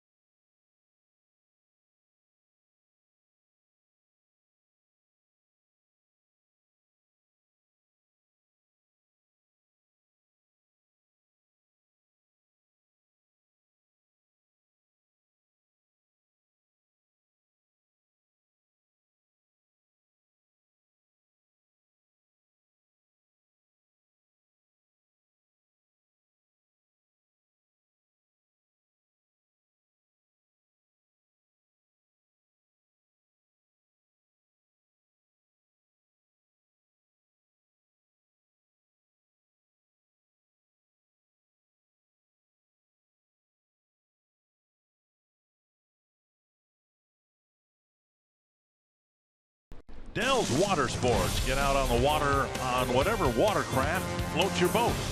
Pontoon, wave runner, ski boat, kayaks, canoes. Cruise Lake Delton and its pristine water for a feeling of a Northwoods getaway. You ever been on a jet ski? Oh, yeah. Have you really? Yes. Okay. You know, one thing Santana's been able to do, get strike one. 15 of 18 so far. 11 of them on fastballs. 3 on sliders, and that looked like a curveball right there. Something off speed. Davis the batter.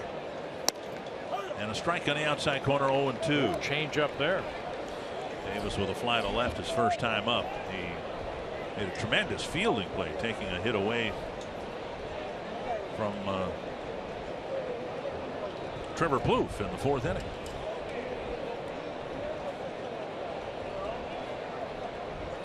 Oh, 2. Breaking ball chipped foul over the Twins dugout.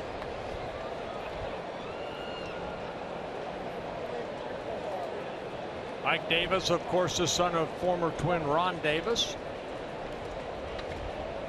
Mets #1 pick back in 2008 out of Arizona State.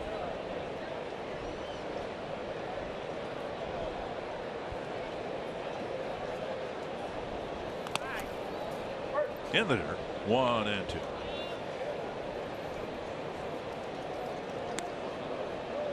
For Davis, his best season came with the Mets back in 2012 when he hit 32 home runs, drove in 90 runs for the Mets in 156 games.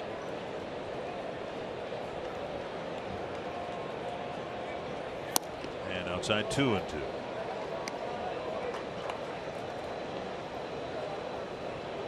Excellent pitch count for Santana. See Davis's career, not much of an average hitter, but a guy that does have pop. Fouled away again.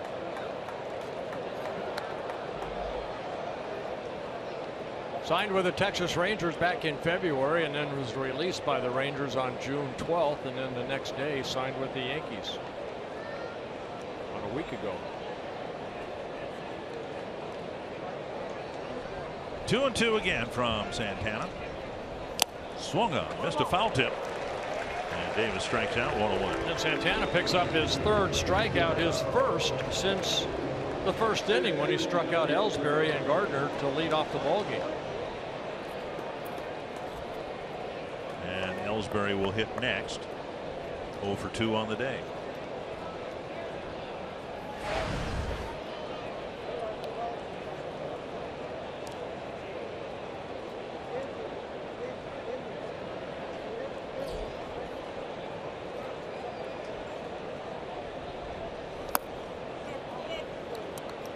Ball 1.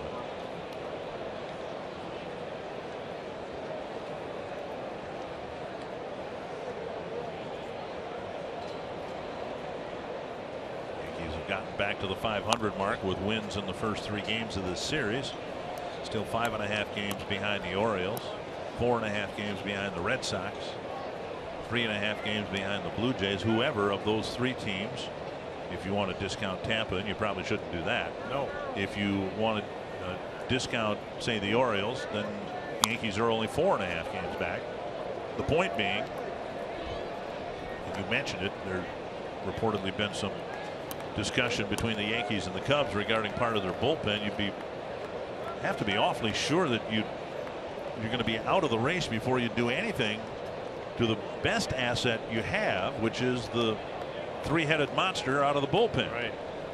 Popped up, and Nunez runs toward the Yankee dugout and leans but has no play. You'd look a little foolish if you traded part of your bullpen to the Cubs and then played well enough to get into the playoffs and then face the Cubs in the World Series. Yeah, right now you'd have to look at the Yankees, say if they're going to improve one thing, maybe go out and get a starter. You know, their starting staff has struggled a little bit. If you're going to stay in the race, you have to keep those 3 guys out in that bullpen. And now 2-2. Guy you want to keep off the bases right here, Ellsbury. 3 times he led the American League in stolen bases when he was with the Boston Red Sox. 2008, 2009, and 2013.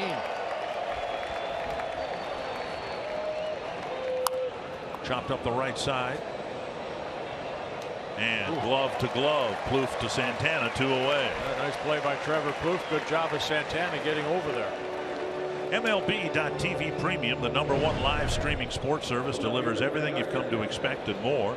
You can watch every out-of-market game live in HD on over 400 supported devices. It includes a free subscription to At Bat Premium, the #1 app for live baseball. Blackout and other restrictions apply. Visit MLB.TV for details. 2 down in the 6th, and now Brett Gardner.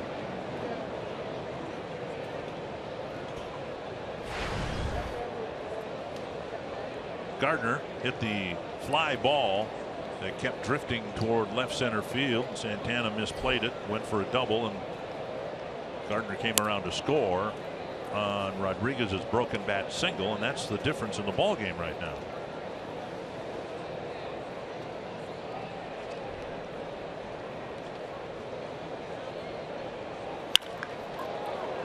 Line shot to center.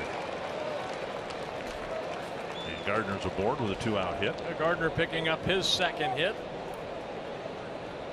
That pitch just stayed up right there, and Gardner, as I said, he doesn't have much power, more of a line drive type hitter, and with his speed now at first base, but there's 2 outs. Fastball just stayed up, and Gardner lining it into center field. Beltran will bat. 0 for 2 on the day. Gardner at first base, 11 stolen bases in 13 attempts.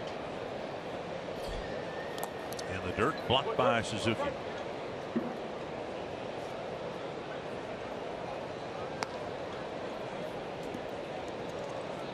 Such an important part of the game, blocking pitches in the dirt. You don't really appreciate it until pitches aren't blocked like they were last night late in the ball game. Juan Centeno had a couple get away from him. One was a pass ball, one was a wild pitch. Taken low, 2-0. And Santana looks in. We wanted to know where that pitch was. Was it low? And watch Kurt Suzuki kind of hold it for a second. Box track says it caught the lower part of the strike zone. But box tracks doesn't call balls and strikes. It Paul should. Emmel does. It should. Do you think it's going to go that way one day? I think we have We the don't need an umpire? Nope. I hope not. I hope it never comes to that.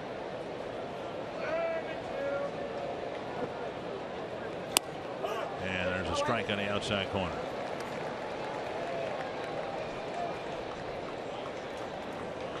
You know, Paul Emmel's been around the game a long time, 18 years as a major league umpire. Maybe made up for it right there. They can do that. Which a machine wouldn't do. A machine would have gotten the first one right and the next one right. Catcher catches the ball. There's a green light that goes on in the ballpark. There's a red light that goes on in the ballpark. And I tell you, if I'm a catcher, I'm going to learn how to work that green and red light.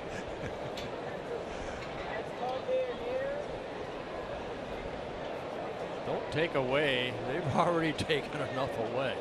What would you be taking away? All you'd be taking away is human error. And isn't that a great part of the game? No, it's terrible. Oh, it's you have a super. chance to eliminate mistakes that people make. It'd be terrible. Everybody makes mistakes. Except you, of course. Nunez rifles his throw across. He did everything right on that play. He picked the ball up and he threw just in time to get the runner.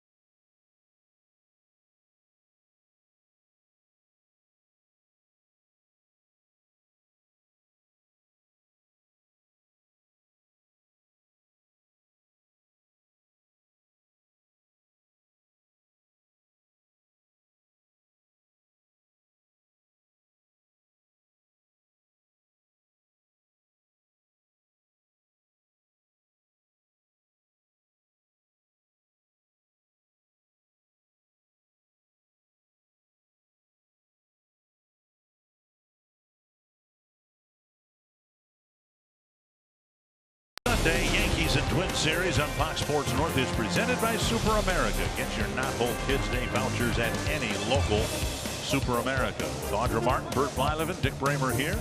Bottom of the 6th, Twins down a run. Mauer, Dozier, and Plouffe will hit here in the 6th against Eovaldi. We've talked all weekend long about this Yankee bullpen. We talked about it a few minutes ago. It's, you know, 3 guys, Miller, Betances, and Chapman, that can shorten games to 6 innings. But we'll have to wait and see whether Chapman is even available tonight, because he pitched 28 pitches and gave back a couple of runs in yesterday's game. The Twins had a productive inning and a long inning against him. Swing and a miss. It's 0-2.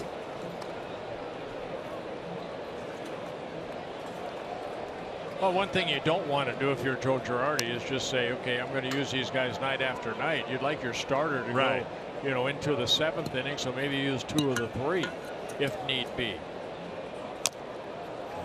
Foul tip. Moore strikes out. Ball bring up Dozier. Baldy picking up his 2nd strikeout. Which father-son combo has the most pitching wins in MLB history? I'm going Cy Young. And I'll go the Stottlemyers. Okay, 302. And Cy Young at 511. All he needed was a son. If he had a son, we'll look it up. Sure, if he had a son, he could have been an accountant, a lawyer, but technically, there's a ball hit to short center. That's trouble. And it drops for a base hit. Dozier with a 1-out single here in the 6th. Kind of saw that right off the bat. Kind of one of those swings that as an outfielder you have to freeze because it's a big swing, but Dozier kind of got jammed a little bit. And Ellsbury very, very quick out there. Just couldn't come in and catch it. So Dozier gets his first hit, and the Twins get their 4th. And now Plouffe. 2 ground balls to Davis. One of them a hot smash headed for the right field corner, but Davis made a superb defensive play to turn it into the 2nd out of the 4. I think every pitch to Trevor has been outer half of the plate too. Haven't really come in on Trevor. Watch McCann move outer half of the plate. And there's a strike over the inside corner.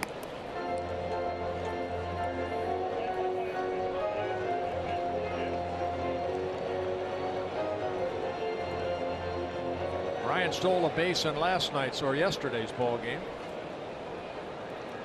6 on the year in 6 attempts.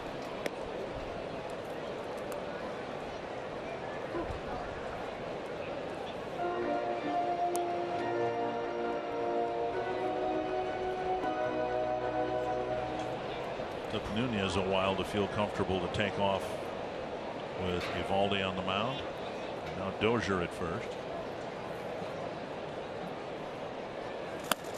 Taken low.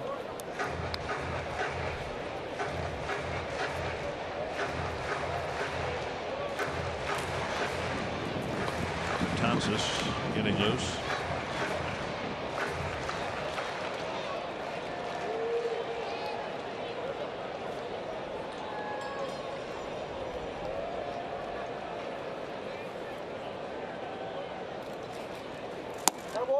Just down and away, 2-1. Close pitch.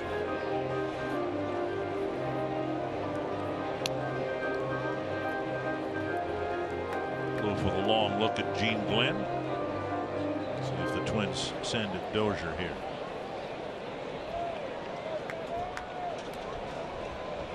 Well, I think if they do, it'd be more of a hit and run type situation. So Baldy pretty quick home.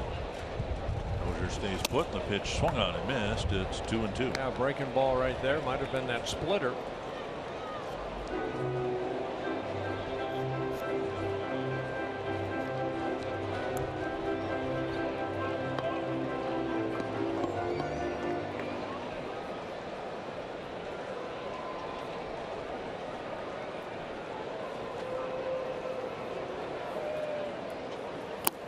Full count. And now we'll see if Dozier takes off with 1 out and the count full.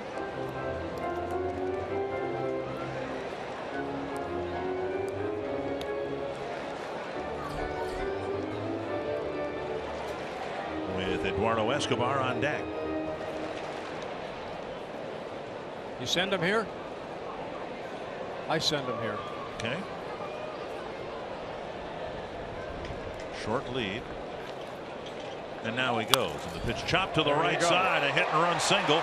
Will advance Dozier to third base. That's why you send him right there. 3-2. You're hoping that, you know, Trevor Plouffe can just make contact. And one of the infielders with Brian taken off is going to move towards second base. It just so happened to be Castro at second. Now he's already playing over there. You saw him go towards second. And that took a little bit of his range away, and that ball scoots in right by him into center field. You know, that's something too where the shifting has changed things for middle infielders, where, you know, we would always see Greg Gagne put the glove up and, you know, I'm covering, you're covering, whatever. But now it's, you know, almost necessarily it's got to be the guy closest to the bag who's going to cover in case the runner takes off. First and third, one down. Escobar at the plate. Got an RBI single in the ball game yesterday, and then followed it up with a home run.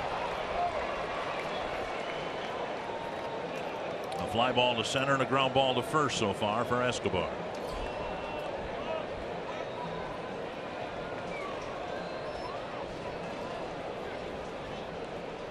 Inside, ball one. We talked about Santana's struggles as a split a switch hitter, hitting much better from the left side than the right side. Escobar throughout his career has always had a pretty good balance in that regard.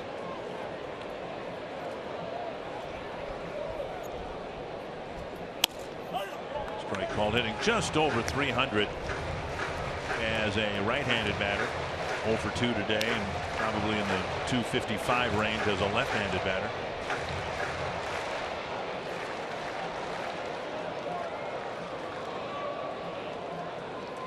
One and one. After a fastball down and in, 1-2. Now what set that fastball up was a changeup prior to that. Baldy going that fastball, clock here at 98. So trying to find that little extra here. Struck out Mauer to start the inning, and now a situation where he really would love to get a strikeout. Escobar trying to drive it to the outfield to at least get Dozier in from third. Busted his bat, got a base hit down the line. Dozier scoring. Plouffe to third. Escobar to second. Now they're going to wave Plouffe around. Here is the throw to the plate.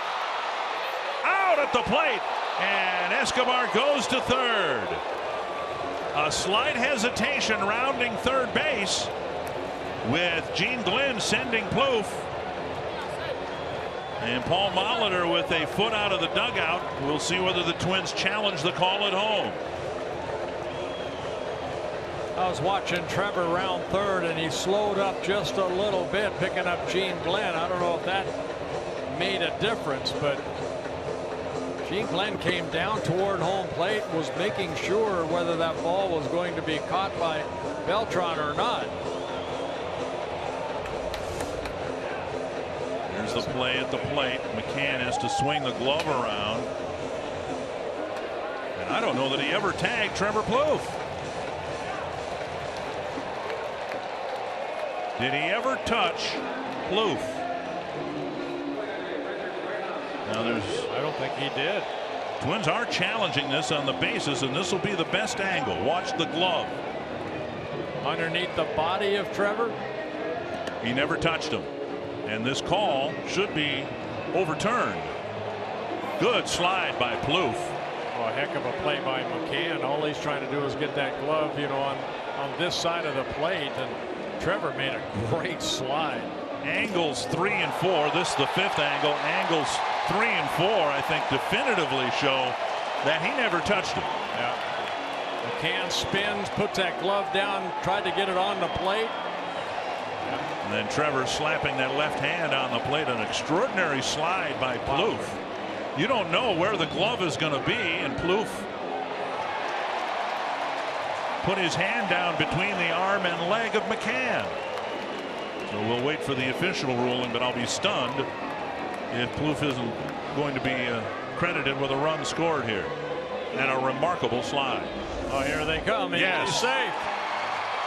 So a big 2-run double by Escobar gives the Twins a 3-2 lead. A great slide by Trevor Plouffe. Sano helping.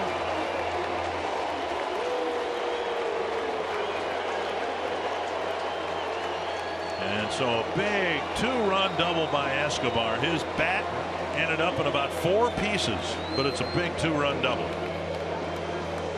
And Joe Girardi walking out to the mound.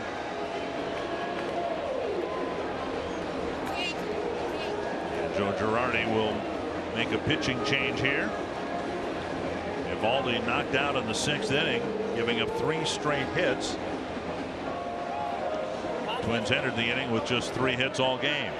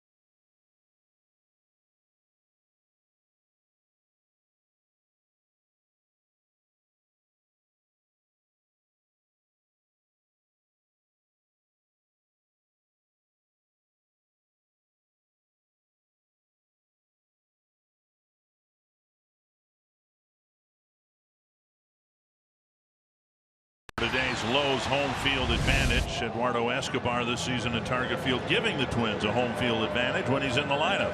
He fought off a tough pitch right there and knocked in the 2 go-ahead runs. And still a little pitch by pitch. Eovaldi 2. He gets fastball in that just kind of drove Escobar back, a changeup up, and then he went fastball at 98 miles an hour.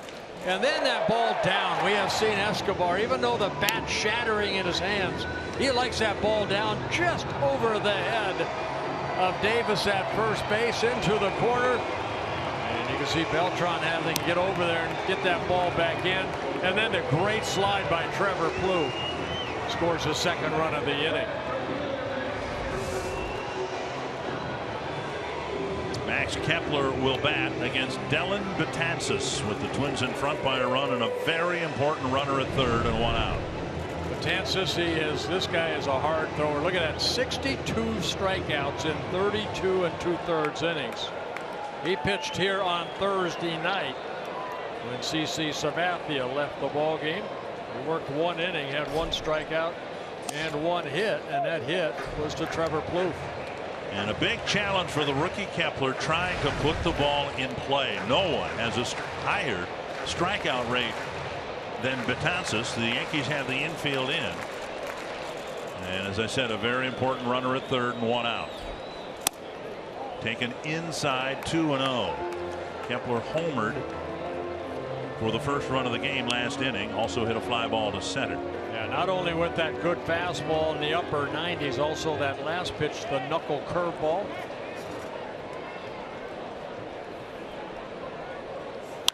To center. Get down. And that ball will drop for a hit. Kepler gets the runner in. Escobar scores, and it's at least a 3-run inning. Well, Kepler driving in his 2nd run, his 9th of the year. Kind of the way the inning started with 1 out. Brian Dozier hit that little flare into center field. Kepler fighting that fastball off. Got the barrel of the bat out, but softly into the drawn-in infield. Lands on the grass in center field. Well, the Twins leading 4-2. Kepler with a couple of run producing at bats, and now here's Suzuki. Ooh, what a stop by McCann. Guy throws that hard wickedly into the dirt, and McCann was able to backhand it to keep Kepler at first base.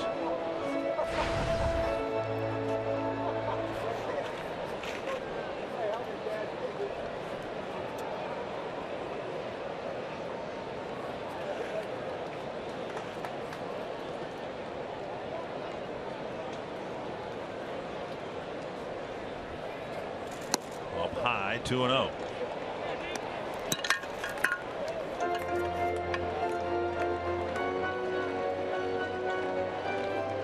Is an imposing figure on the mound, and every time I see him in a Yankee uniform, I think of the great Dave Winfield, who was a great pitcher in college as well. And Winfield went to be a position player.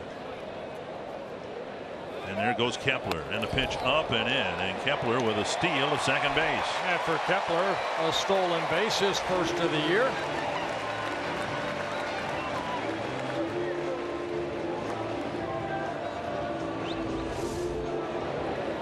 Look in as if it might have been a hit and run. Got a great jump right there, and I'm wondering if did Kepler steal a base last year? That might be his first career stolen base.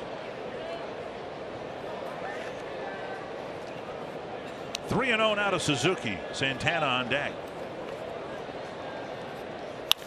Pulled foul by inches. And Suzuki green lighted on 3-0 because he's been swinging it pretty good.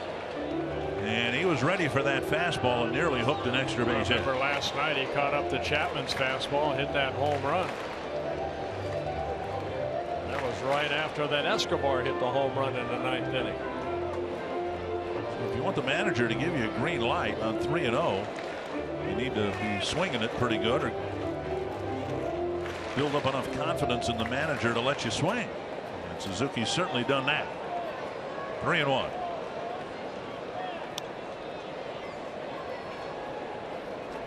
Slow breaking ball, pop foul. Anyway, I'm thinking about Eovaldi, who's 6'8", 265. That's about what Winfield was in his prime. And Dave, I think, could have been, if not a Hall of Fame pitcher, he could have been a great pitcher in the big leagues as well. The long stride. Twins saw Pineda yesterday. Yeah. He's 6'7", about 260. You got some big boys on that Yankee ball club. This is fair into the left field corner. Another extra base hit for Suzuki. Kepler scores, and the Twins have a 5-2 lead. Well, another breaking ball, but Suzuki stayed back nicely and drove it right over the head of Headley into left field. His 6th double of the year, picking up his 19th run. Good at bat by everybody so far in this inning. Tansis giving up a run here, one of his own. He's also allowed the inherited runner to score, and now here is Danny Santana. Popped up right field, and Castro gives way to Beltran. 2 away. And now Nunez.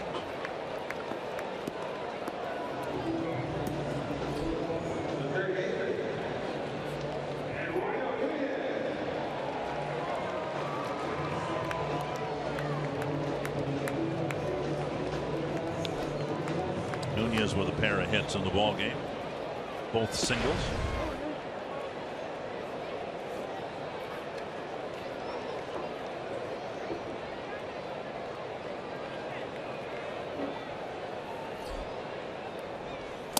Suzuki has a huge lead at second base. They're not bothering holding him at all.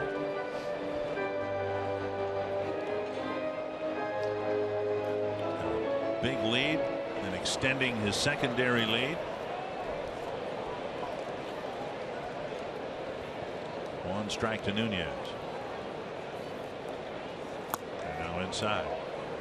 Suzuki, by the time the pitch is delivered, is more than a third of the way to third base. Well, that's good in case there is another little flare that lands on the grass. Suzuki should score.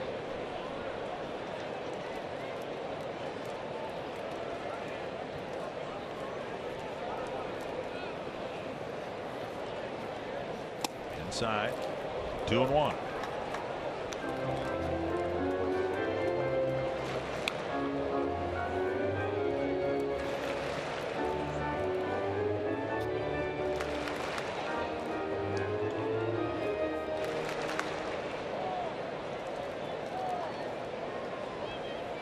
Two and 1.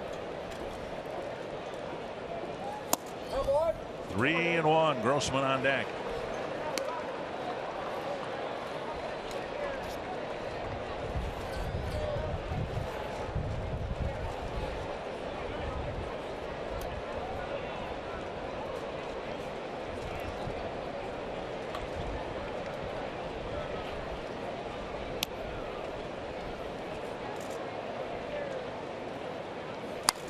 Line foul. Over the Twins dugout, back into the second section of the lower seating area. 3-2.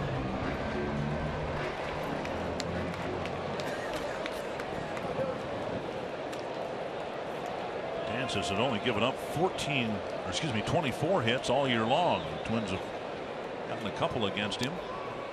So far, a 4-run inning. Half to the right side. Betances underhands it, and that ends the sixth with 4 straight hits. Make it 5 straight hits and 4 runs in the sixth.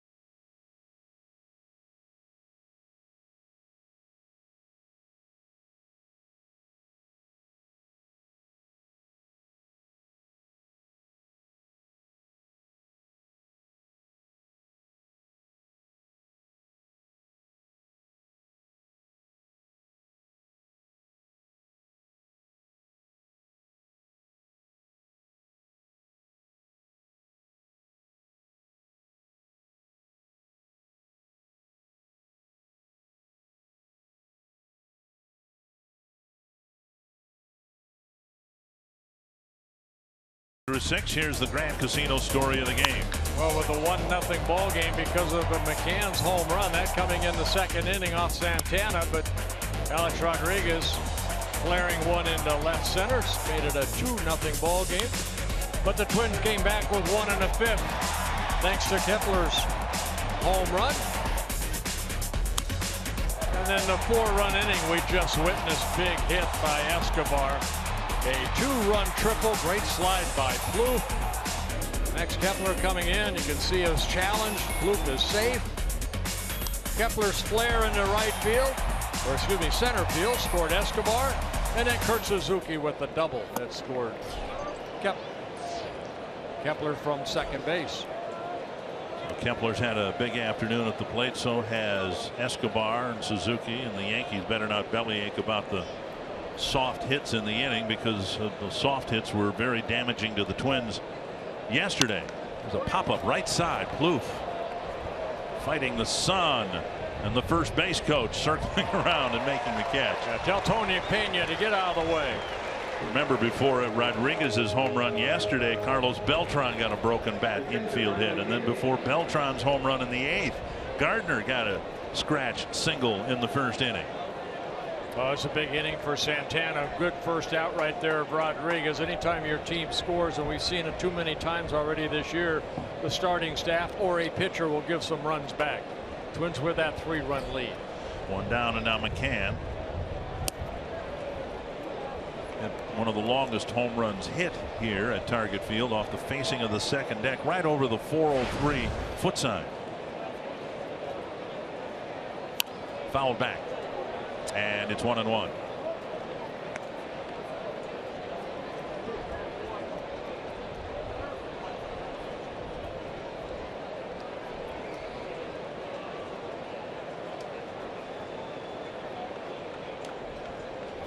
Pulled foul, and we'll say what we said yesterday, and unfortunately yesterday it turned out to be prophetic. Given the history between these two teams in recent years, there's probably nobody in the Yankee dugout who doesn't think that they're not going to come back and win this game. It's important for Santana to have a quick inning here. 2-2. You know, he's been able to this afternoon to get ahead with a fastball, then mix in his off-speed pitches. A lot of change-ups, a slider. Made maybe 2 mistakes. Change up right there, misses low.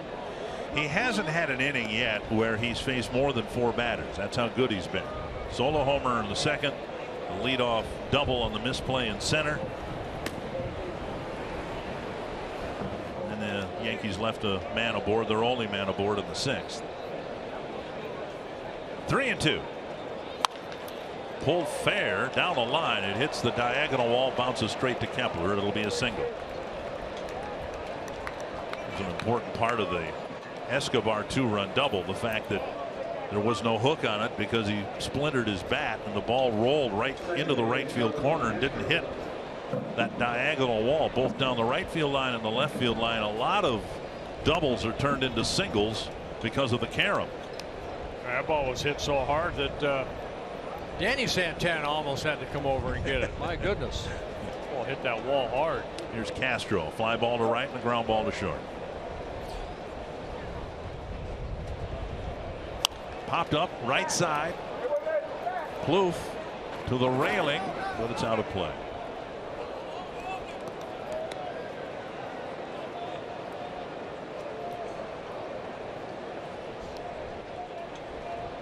Bottom 4 hitters for the Yankees are 0 for 8 this afternoon.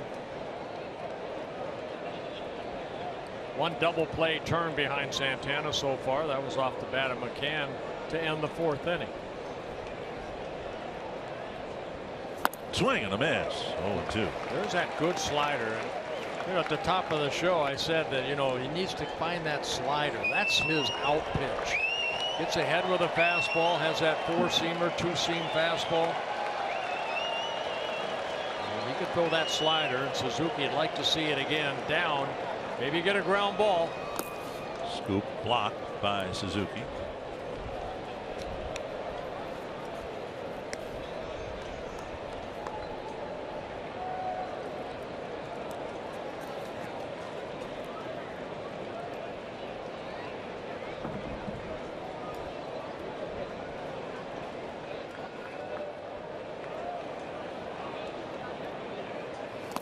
Check swing, strike 3. 2 down.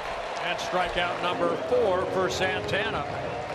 He kept teasing him with that slider. And finally Castro decided, I can't hold up. I'm going to go after that baby, and struck out. Nice job by Suzuki handling strike 3. Fox Tracks presented by Carrier. 2 down, and now Gregorius. 2 ground balls to Plouffe so far in the afternoon.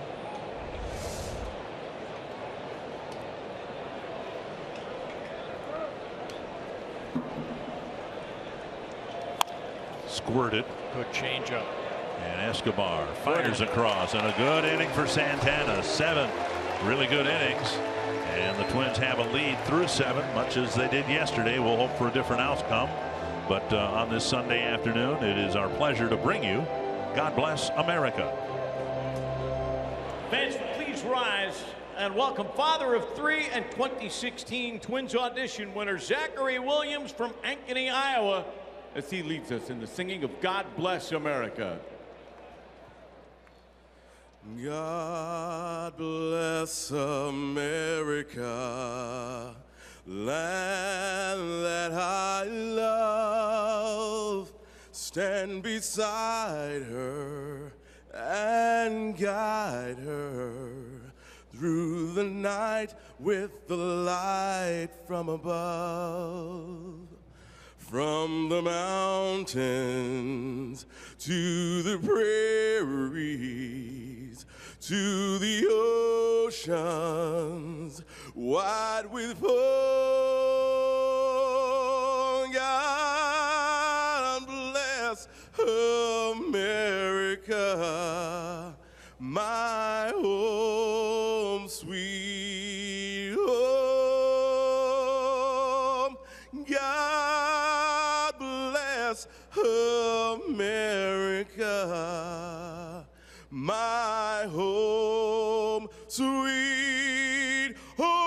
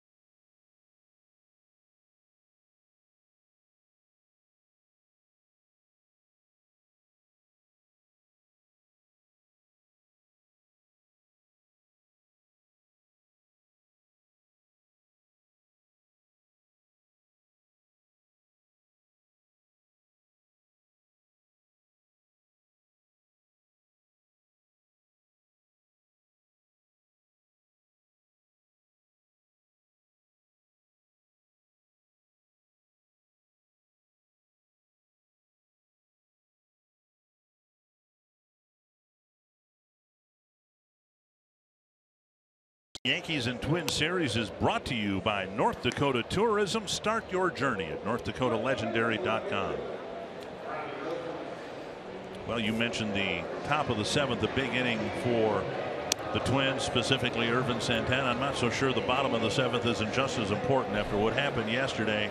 Twins would do well to add some insurance runs here against this Yankee bullpen, and it's Kirby Yates coming out of the pen to pitch in the 7th. Yeah, Yates in his first season with the Yankees, a couple seasons with the Tampa Bay Rays, making his 27th relief appearance. 21 hits in 24 1/3 innings, 13 walks, 27 strikeouts. Yates has a brother that pitched in the major leagues with the Mets, Braves, and Pirates for 5-6 seasons, 2004 to 2009. Strike one to Robbie Grossman, who walked his first time up and a couple of outfield flies since.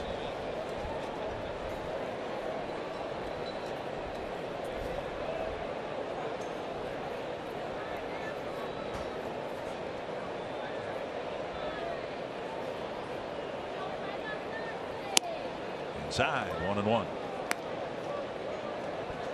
Twins bunching 5 hits in succession to score 4 runs in the 6th.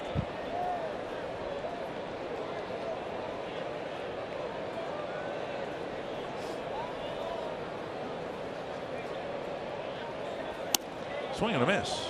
1-2. Yates with a fastball, curveball, and changeup.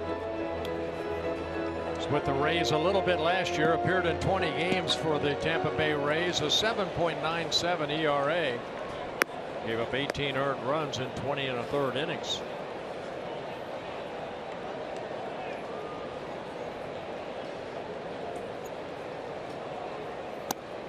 Pitch is up. 2-2.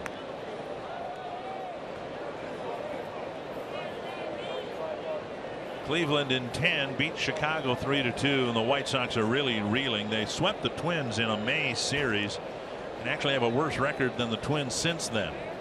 White Sox are now 3 games below 500.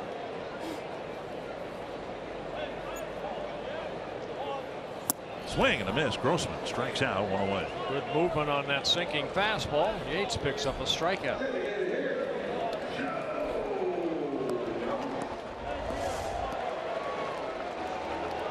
Good pitch for the fastball right at the knees. 1 down. Mauer at the plate. He 0 for 2 with a walk. This copyrighted telecast presented by the authority of the Minnesota Twins and may not be reproduced or retransmitted in any form. And the accounts and descriptions of this game may not be disseminated without the express written consent of the Minnesota Twins, LLC.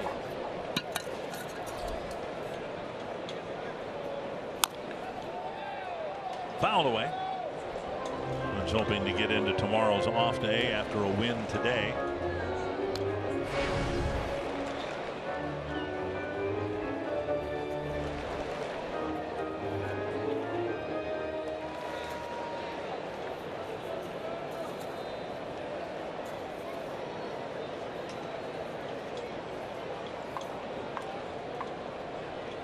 Up and away, and it's 1-1.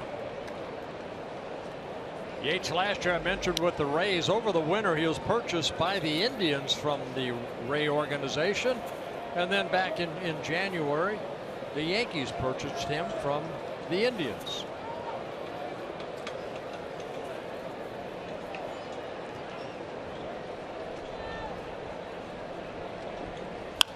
Sliced foul, 1-2.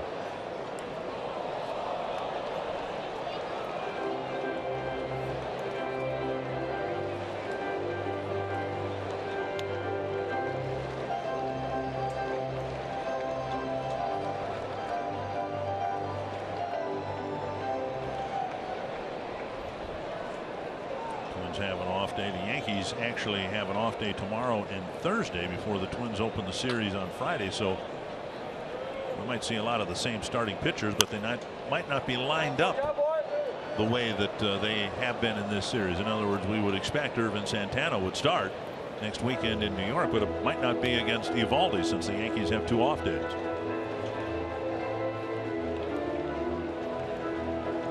Very unusual for a club to have 2 off days in 1 week.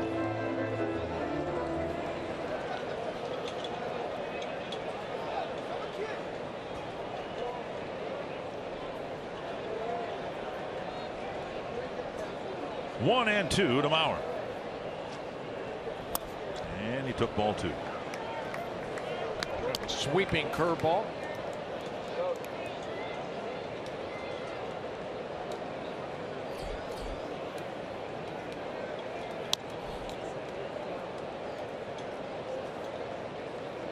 No activity in the Twins' pen, which would suggest to me that Irvin Santana is going to get at least the start of the 8th inning. And now 3-2 to Mauer. Well, you know, that bullpen has been struggling, and you know, and even in yesterday's ball game with Nolasco, I was kind of hoping he would go 1 more. He threw 93 pitches, and Santana here this afternoon has thrown 96. You got to go a little bit longer with these guys when they don't have innings that are under duress. And we said Santana hasn't had an inning where he's faced more than 4 batters. He's been very efficient tonight. Yeah, Nolasco did that up until the 7th inning when he had trouble, gave up a couple runs on that home run to Rodriguez. Shoe top pickoff by Davis. 2 down.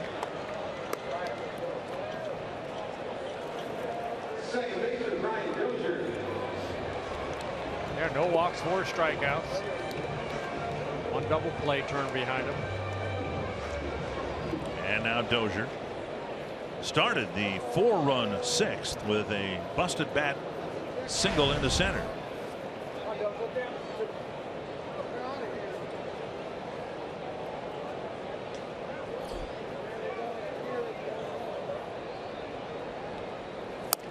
Outside ball 1.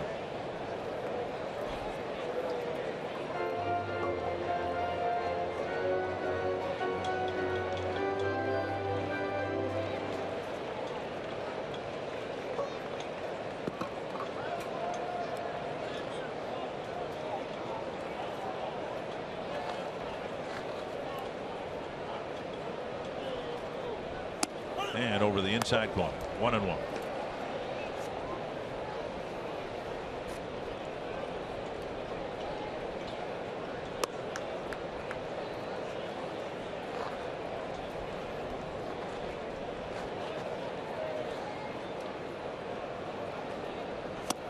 Now a fastball inside. A swing and a miss.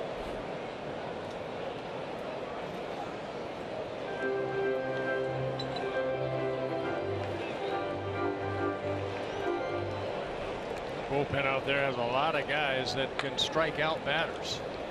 Yates came in with 27 strikeouts in 24 innings. Patances, what he can do. Chap, Miller.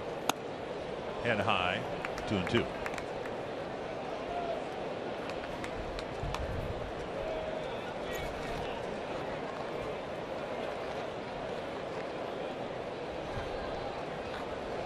A run on the 5th.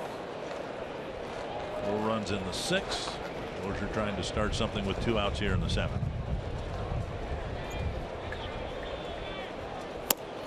Ooh, close pitch. Full count now to Dozier.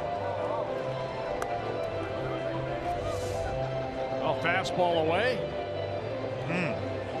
Pitcher's pitch not called.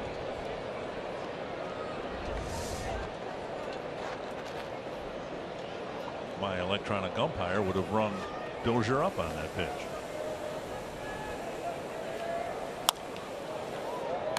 And lifted foul. I'm not a video guy, but they probably have video games that have the electronic strike and ball called. And you can probably play a game in 37 minutes. What fun would that be? What are you going to do for the next 3 hours?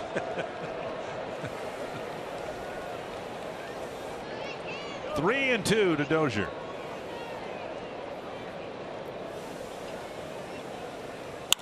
Driven to left field. And Dozier hits a home run off the facing of the second deck. Well, Yates made a mistake. He left a fastball middle down Broadway. And Dozier did not miss it. 8th home run of the year for Brian Dozier, 2nd for the Twins here this afternoon.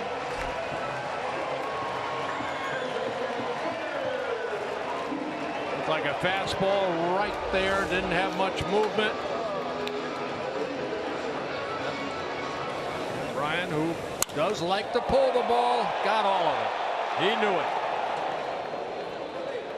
Well, the Twins do add a run, now lead 6-2. Thanks to a Fox Tracks strike that was not called a couple pitches before. Here's Plouffe. Check swing foul. Dozier's home run measured at 414 feet.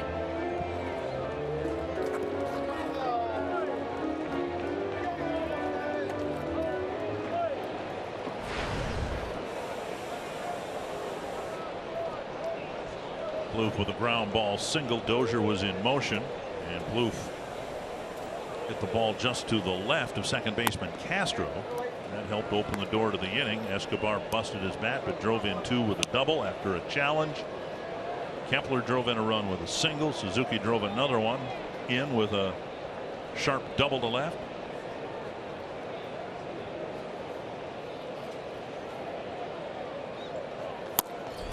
And missing the inside corner. That home run allowed by Yates, just his 2nd home run allowed. 25 innings pitched. 27th appearance.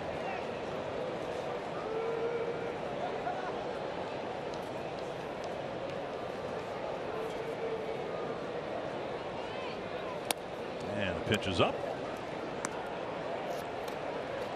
And I think you mentioned it on Thursday, maybe Friday. You know, the Yankees have those 3 great relief pitchers that they rely on with the lead, but they do have, you know, some issues in the pitching staff. The starters haven't been as good as they would like. And then you have some other guys that have struggled out of the bullpen.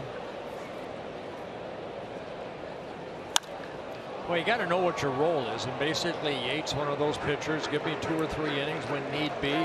Anthony Swarzak, that's the type of role that he has. Swarzak fairly new to the Yankees, and he's done a better job so far than Yates has of keeping the score the same once they enter. And you saw Yates's numbers. One of the issues has been control. Not sure you can blame him for the home run that Dozier hit. Now 3-2, another 3-ball count. Plouffe strikes out. The Twins catch a break on a strike 3 that wasn't called. Dozier capitalizes with a home run, and now the Twins lead by 4.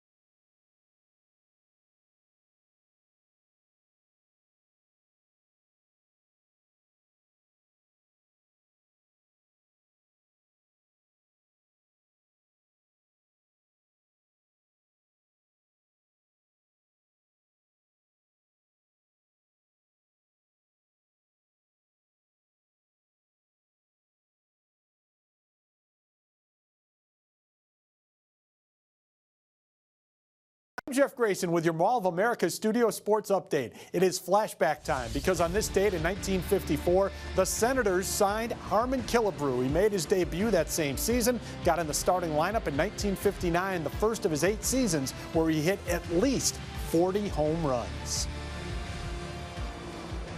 Well, thank you, Jeff. And as Harmon told the story, back in those days, he was a bonus baby, which meant he had to spend 2 years on the major league roster, even though he wasn't playing regularly. Here's Chase Headley facing Santana, who misses the outside corner. Ball 1. I tell you what, if you're a pitcher right here, you have a four-run lead. You want to get through this inning. You want to hopefully maybe, do something that the starters haven't been able to do this year. Santana did it once. Go 8 innings. And it was yesterday at this juncture when Paul Molitor turned to the bullpen. It was interesting. He said today he wasn't going to go with a 1 inning at a time approach. 1-1, 2-1. He was expecting, if things had gone as planned, to use 4 pitchers to get 6 outs.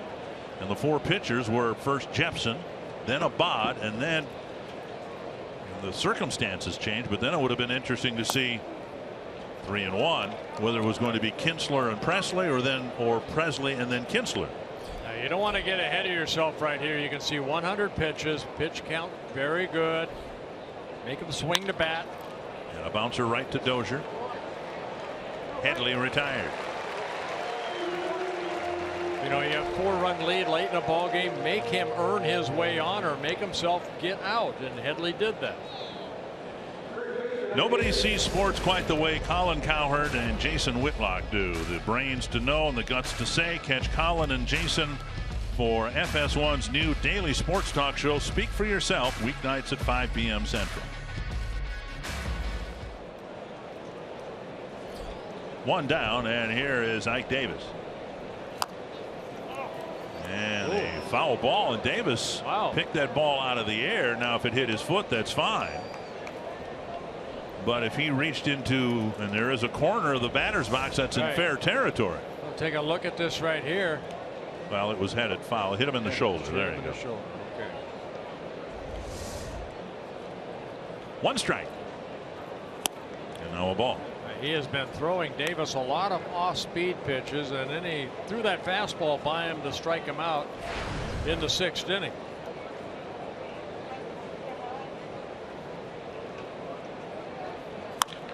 Drilled just out of the reach of Dozier. And Davis has a 1-out single. They left a breaking ball up. And I'm going to use the word want again for the starting staff. You want to go deep into the ball game. You want to get a ground ball right here and get eight innings in. We have not seen enough of this from these guys. A breaking ball right there. Just stayed up. Davis waited back nicely and hit it sharply in. And here comes Paul Mahler. Yesterday, Paul came to the mound with 2 outs in the 7th and left Nolasco in. But here he'll take the ball from Santana, who gets an out in the 8th and comes out. Sad to say they're happy to come out. I don't like it. An encouraging afternoon for Santana, and the Twins lead by 4.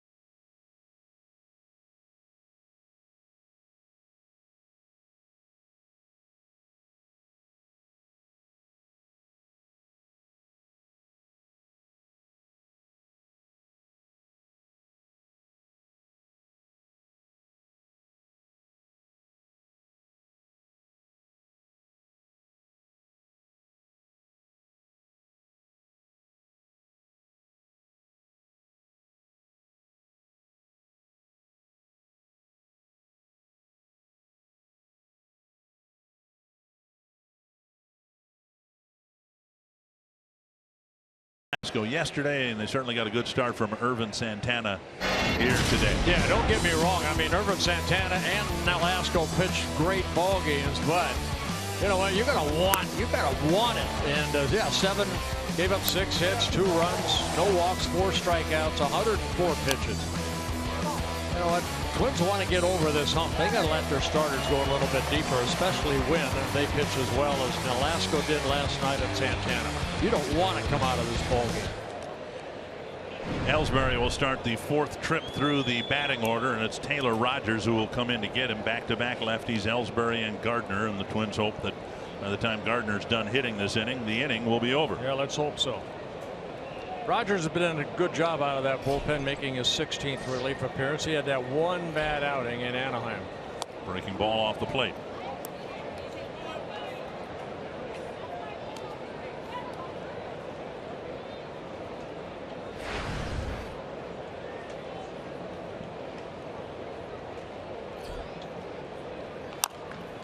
Chopper, they'll get an out, or should. And Rogers safe at first. Plouffe pulled his foot. Rogers spun and threw wide of first base. And Plouffe pulled his foot. Everybody's safe. And it looked like Rogers had a little trouble getting that ball over to Plouffe. So take a look right here. Rogers right there. You'd like to bare hand that, because look at him look for that ball. By the time he gets it, the throw on the outfield side, infield side, and it pulls Plouffe off the bag. It'll be an error charge to Rogers. Instead of the 2nd out, the Yankees have 2 more outs this inning, and now Gardner, then the likes of Beltran and Rodriguez. And well, Twins fans have seen enough of this. A mistake, whether it's something like that, a pass ball leading to late inning destruction. We'll see if Rogers can pitch around his error. Breaking ball up and in.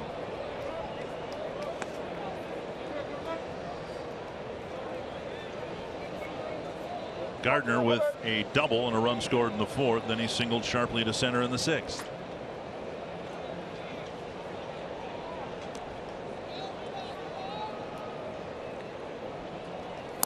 Fastball off the plate, 2-0.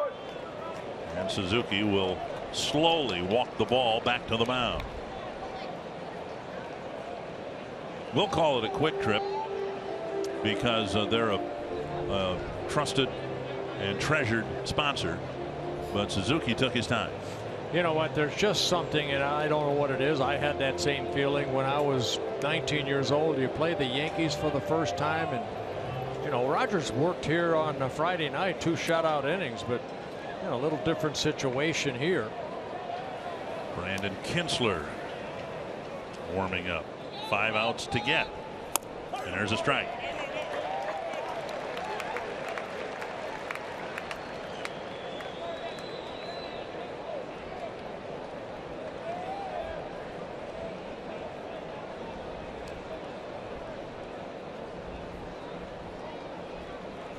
Pulled to the right side, right through the legs of Plouffe. Ellsbury screened him, and a run will score. And the Twins should be off the field. Well, back-to-back errors by the Twins. Ellsbury scampers to third. He stood his ground and screened Plouffe. Did a good job of it. Yeah, Trevor, watch Ellsbury right there. He didn't even screen him. He just, Trevor had a clear look at the ball the entire time.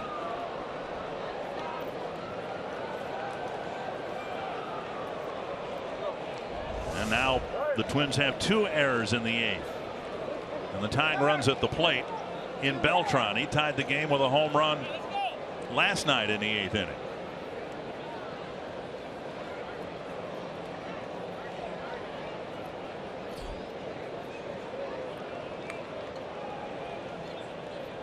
And a throw to first. Gardner, a candidate to advance every bit as much as Beltran is a candidate to hit into a double play. He's hit into 9 of them.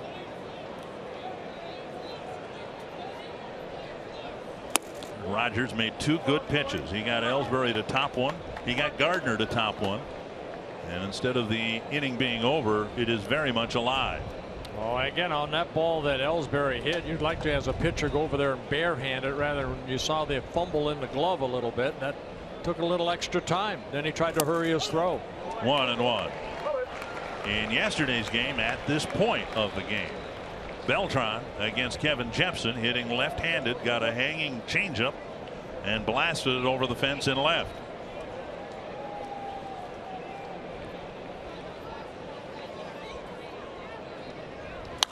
Fouled away, 1-2.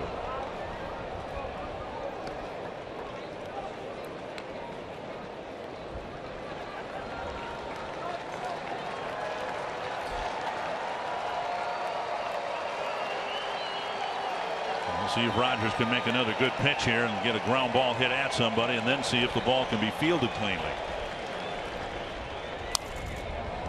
An awkward swing. Oh, that's what good hitters can do too. Just keep the at bat going. A pretty good pitch right there by Rogers, but Beltran, as you can see this season, good hitter from either side of the plate with power. Hit a home run here on Friday. Yesterday. Got him. Out number 2. And that'll bring up Alex Rodriguez. And that'll bring out Paul Molitor with Rodriguez up. Good breaking ball right there by Rogers.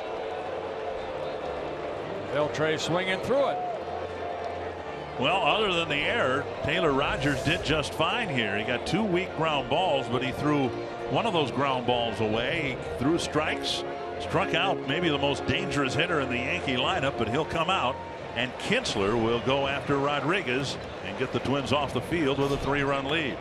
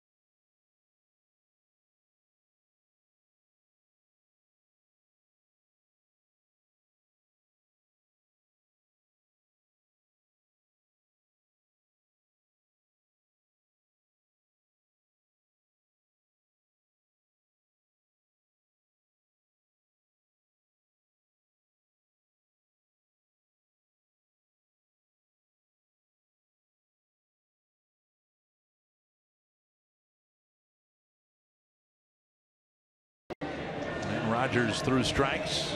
Got some weak contact and no contact, but a couple of errors have helped the Twins, or helped the Yankees rather, make this a precarious 3-run lead here in the 8th inning. Yeah, Brandon Kinsler coming into the ball game. He last worked on Wednesday in Anaheim, a shutout inning, making his 19th relief appearance. Done a good job out of that bullpen since being called up back in early May.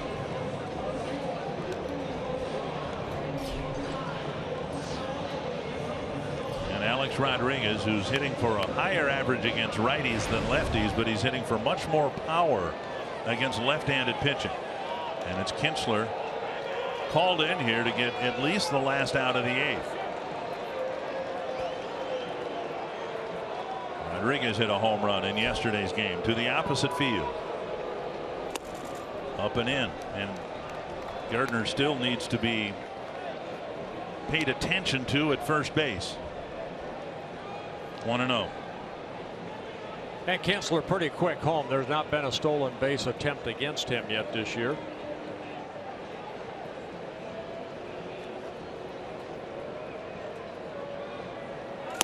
Strike.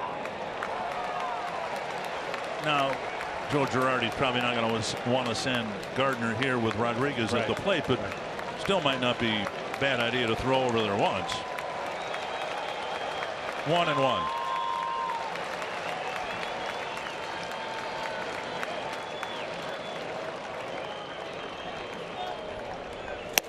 On the outside corner at 94. 2 good fastballs down and away, or outer half of the plate. Straight over the top fastball.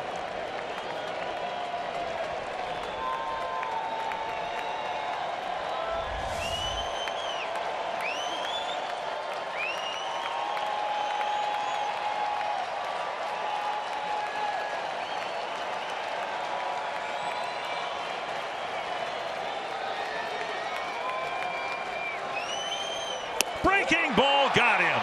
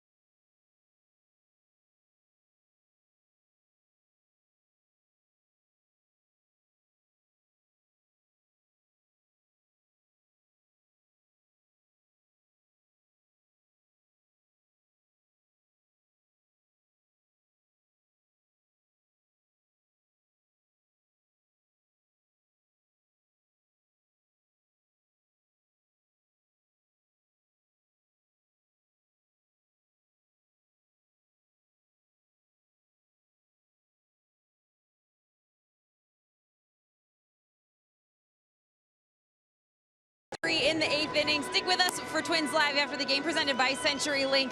We'll talk about that big 6th inning, 4 runs. This team needed one like that big time. We'll talk about who all contributed to the excitement. And both starting pitchers came into this one in need of a turnaround after some struggles the last month. Well, it's exactly what the Twins got from Ervin Santana. We'll take a look at his afternoon, and we'll bring you the comments from Paul Molitor. That's all coming your way after the game on Twins Live, presented by CenturyLink. Well, thank you, Audra. The Twins taking a lead into the bottom of the 8th inning. And after the Yankees were given a run in the top of the inning, we'll see what the Twins can do to get that run back. It'll be Eduardo Escobar, Max Kepler, Kurt Suzuki batting for the Twins in the 8th against Nick Goody. Yeah, Nick Goody on the mound here on Friday night. He gave up 1 run, and that was a home run to Escobar, who will face him. First batter he faces.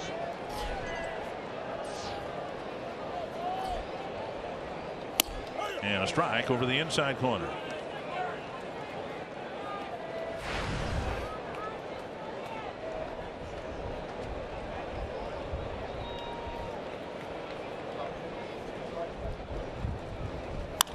Lifted to left.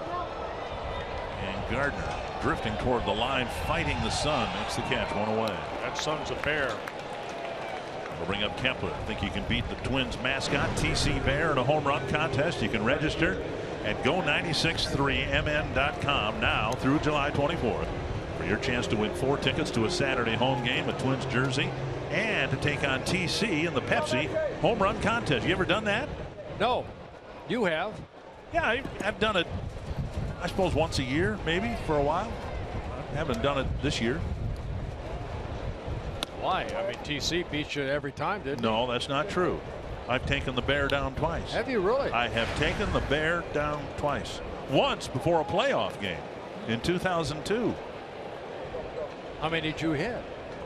You get 7 swings, and I hit 5. Wow. Popped up, it's backing out of play. And I've also gone a number of times where I've gone 0 for 7. I think you should do it. I think you should go out there and as a pitcher, dispel pitchers don't hit. Dispel the notion. No, we back up 3rd and home. That's all we do. 1-1. I tell you what, we should set it up. Me against you for charity. We'll go out there on a Saturday. I'd hate to embarrass you, Dick. I'd be more than happy to be embarrassed if we raise money for charity. I'd rather eat 2 night crawlers.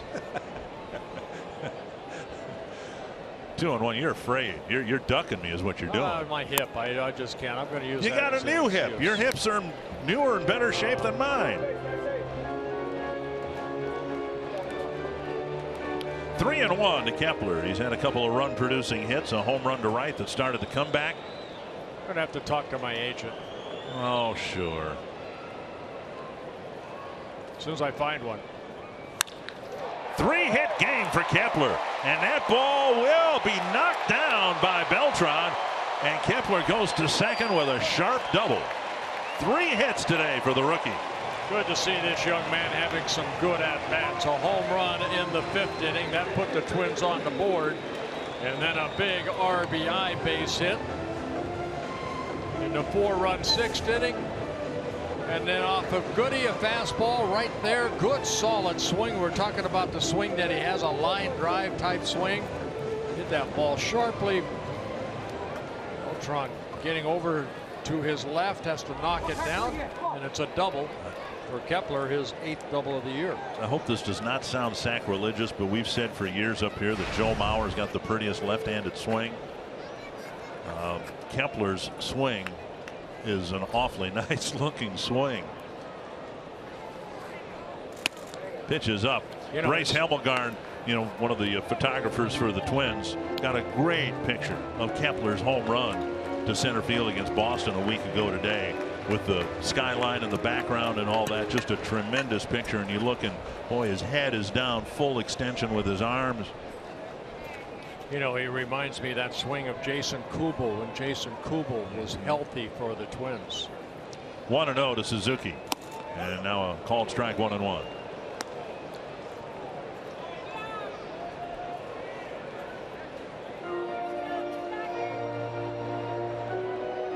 Suzuki an RBI double in that 4-run 6th inning, knocking in Kepler after Kepler stole his first major league base.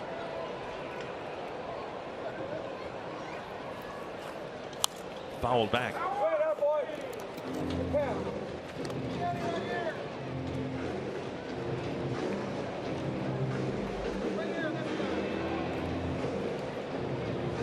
It's good to see Kurt swinging a bat better too, because his batting average was hovering right around 200 for a long time, but he's picked it back up, currently hitting at 248.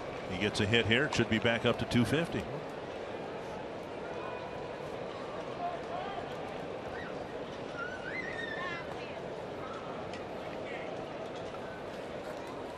Off the plate, 2-2.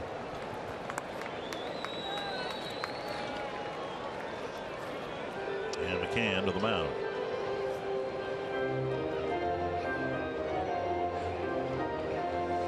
And Nick Goody, 24 years old, signed by the Yankees out of LSU back in 2012. Came up a little bit last year, made 7 relief appearances. Started this season down at AAA, got called up in the latter part of April. And recovering from the Tommy John surgery he had in 2013.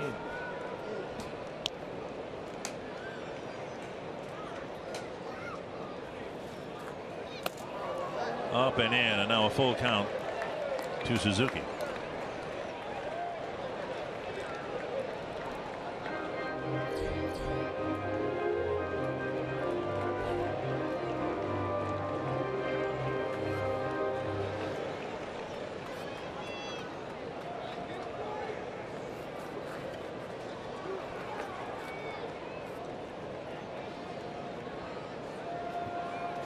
Full count. Dribbler back to the mound, and Goody to Davis for out number 2, and Kepler advances to third. Series for Kepler with 4 extra base hits and a home run and a double today. Yeah, here today, a home run right there in the flower bed, his second major league home run. And a little flare into center field that scored Escobar, getting his first stolen base. That coming in the 4-run 6th inning, and then we just saw the double. Santana trying to get Kepler in from third. The Twins, if they can get that run in, will make up for the misplays in the top of this inning.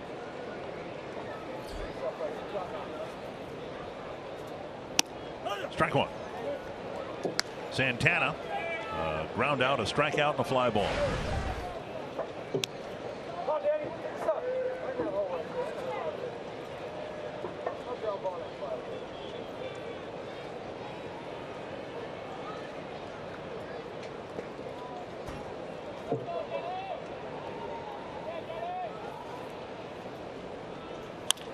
Base hit right field. Santana delivers a 2-out hit.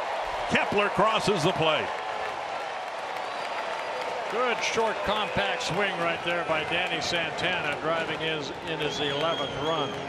So the Twins able to bounce back and pick up that unearned run that the Yankees got in the top of the inning. Slider stayed right there.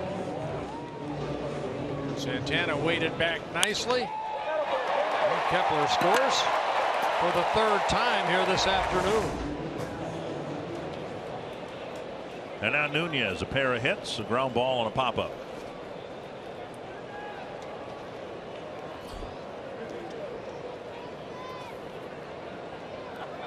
Santana stumbled as he took off, and he'll be thrown out at second base. Didn't get a good jump from first and is out trying to steal, but the Twins get a run back in the 8th, and it's a 4-run lead going to the 9th.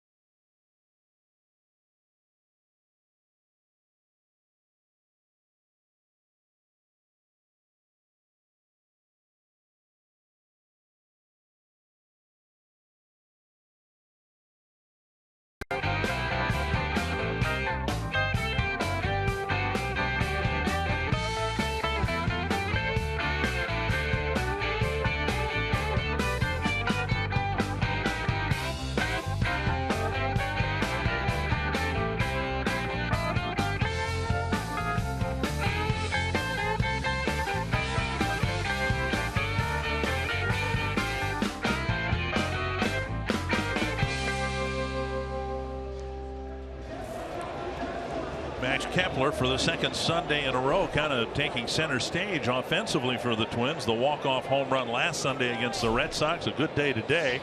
And as it's turned out, Brandon Kintzler might be asked to get a 4-out save here today. 4-run lead now in the 9th inning. That wouldn't be a save situation for a new relief pitcher. But remember the situation that Kintzler inherited when he came in to get the last out of the 8th. Here's McCann.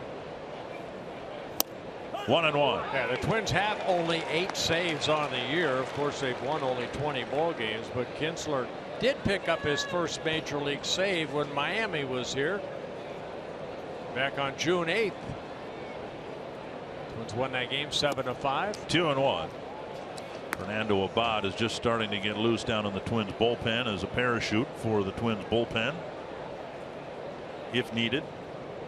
McCann, Castro, and Gregorius. And there goes a blast to right. And McCann hits his second home run of the ball game. And it's 7-4.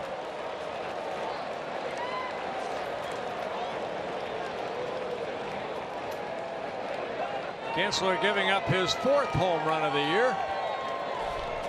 It's a pretty big number for a sinker baller. That was a no-doubter right there. McCann hits his 10th home run and his 2nd of the day.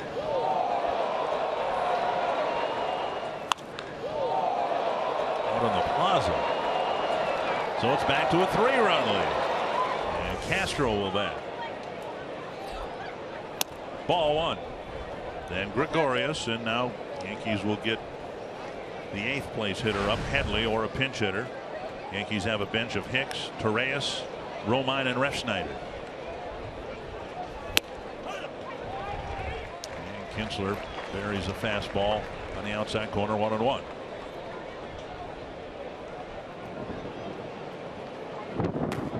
There's a Abad picking up his warm-up intensity. Fly to deep right center field. And Kepler back on the track. 1 out. Castro just got underneath that. He sure did. Yeah. The wind wasn't blowing in from right field. That might have been gone.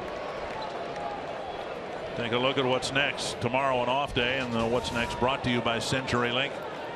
The Fightin' Phils come to town. Quite the story in baseball the first month and a half of the season, but they've struggled as of late. Tommy Malone back in the rotation for Thursday's game. 1 down in the 9th, and here is Gregorius.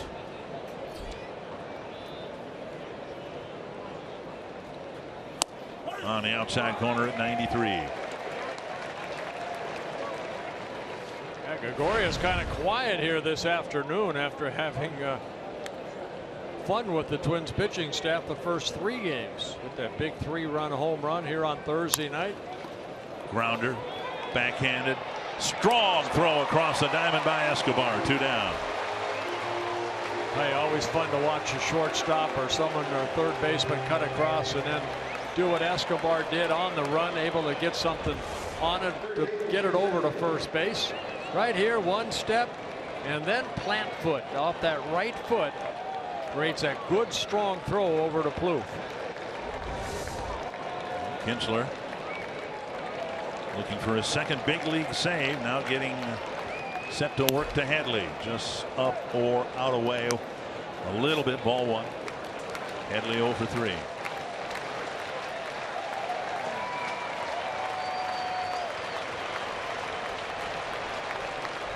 Swing and a miss.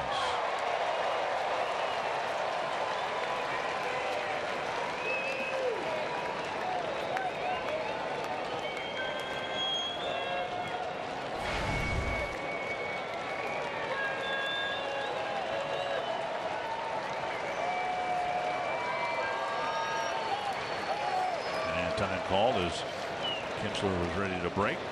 Yeah, Irvin Santana, the pitcher of record. He will win his 2nd game if the Twins hold on to this. His other win coming in Cleveland. So it'll be his first win here at home in 7 starts.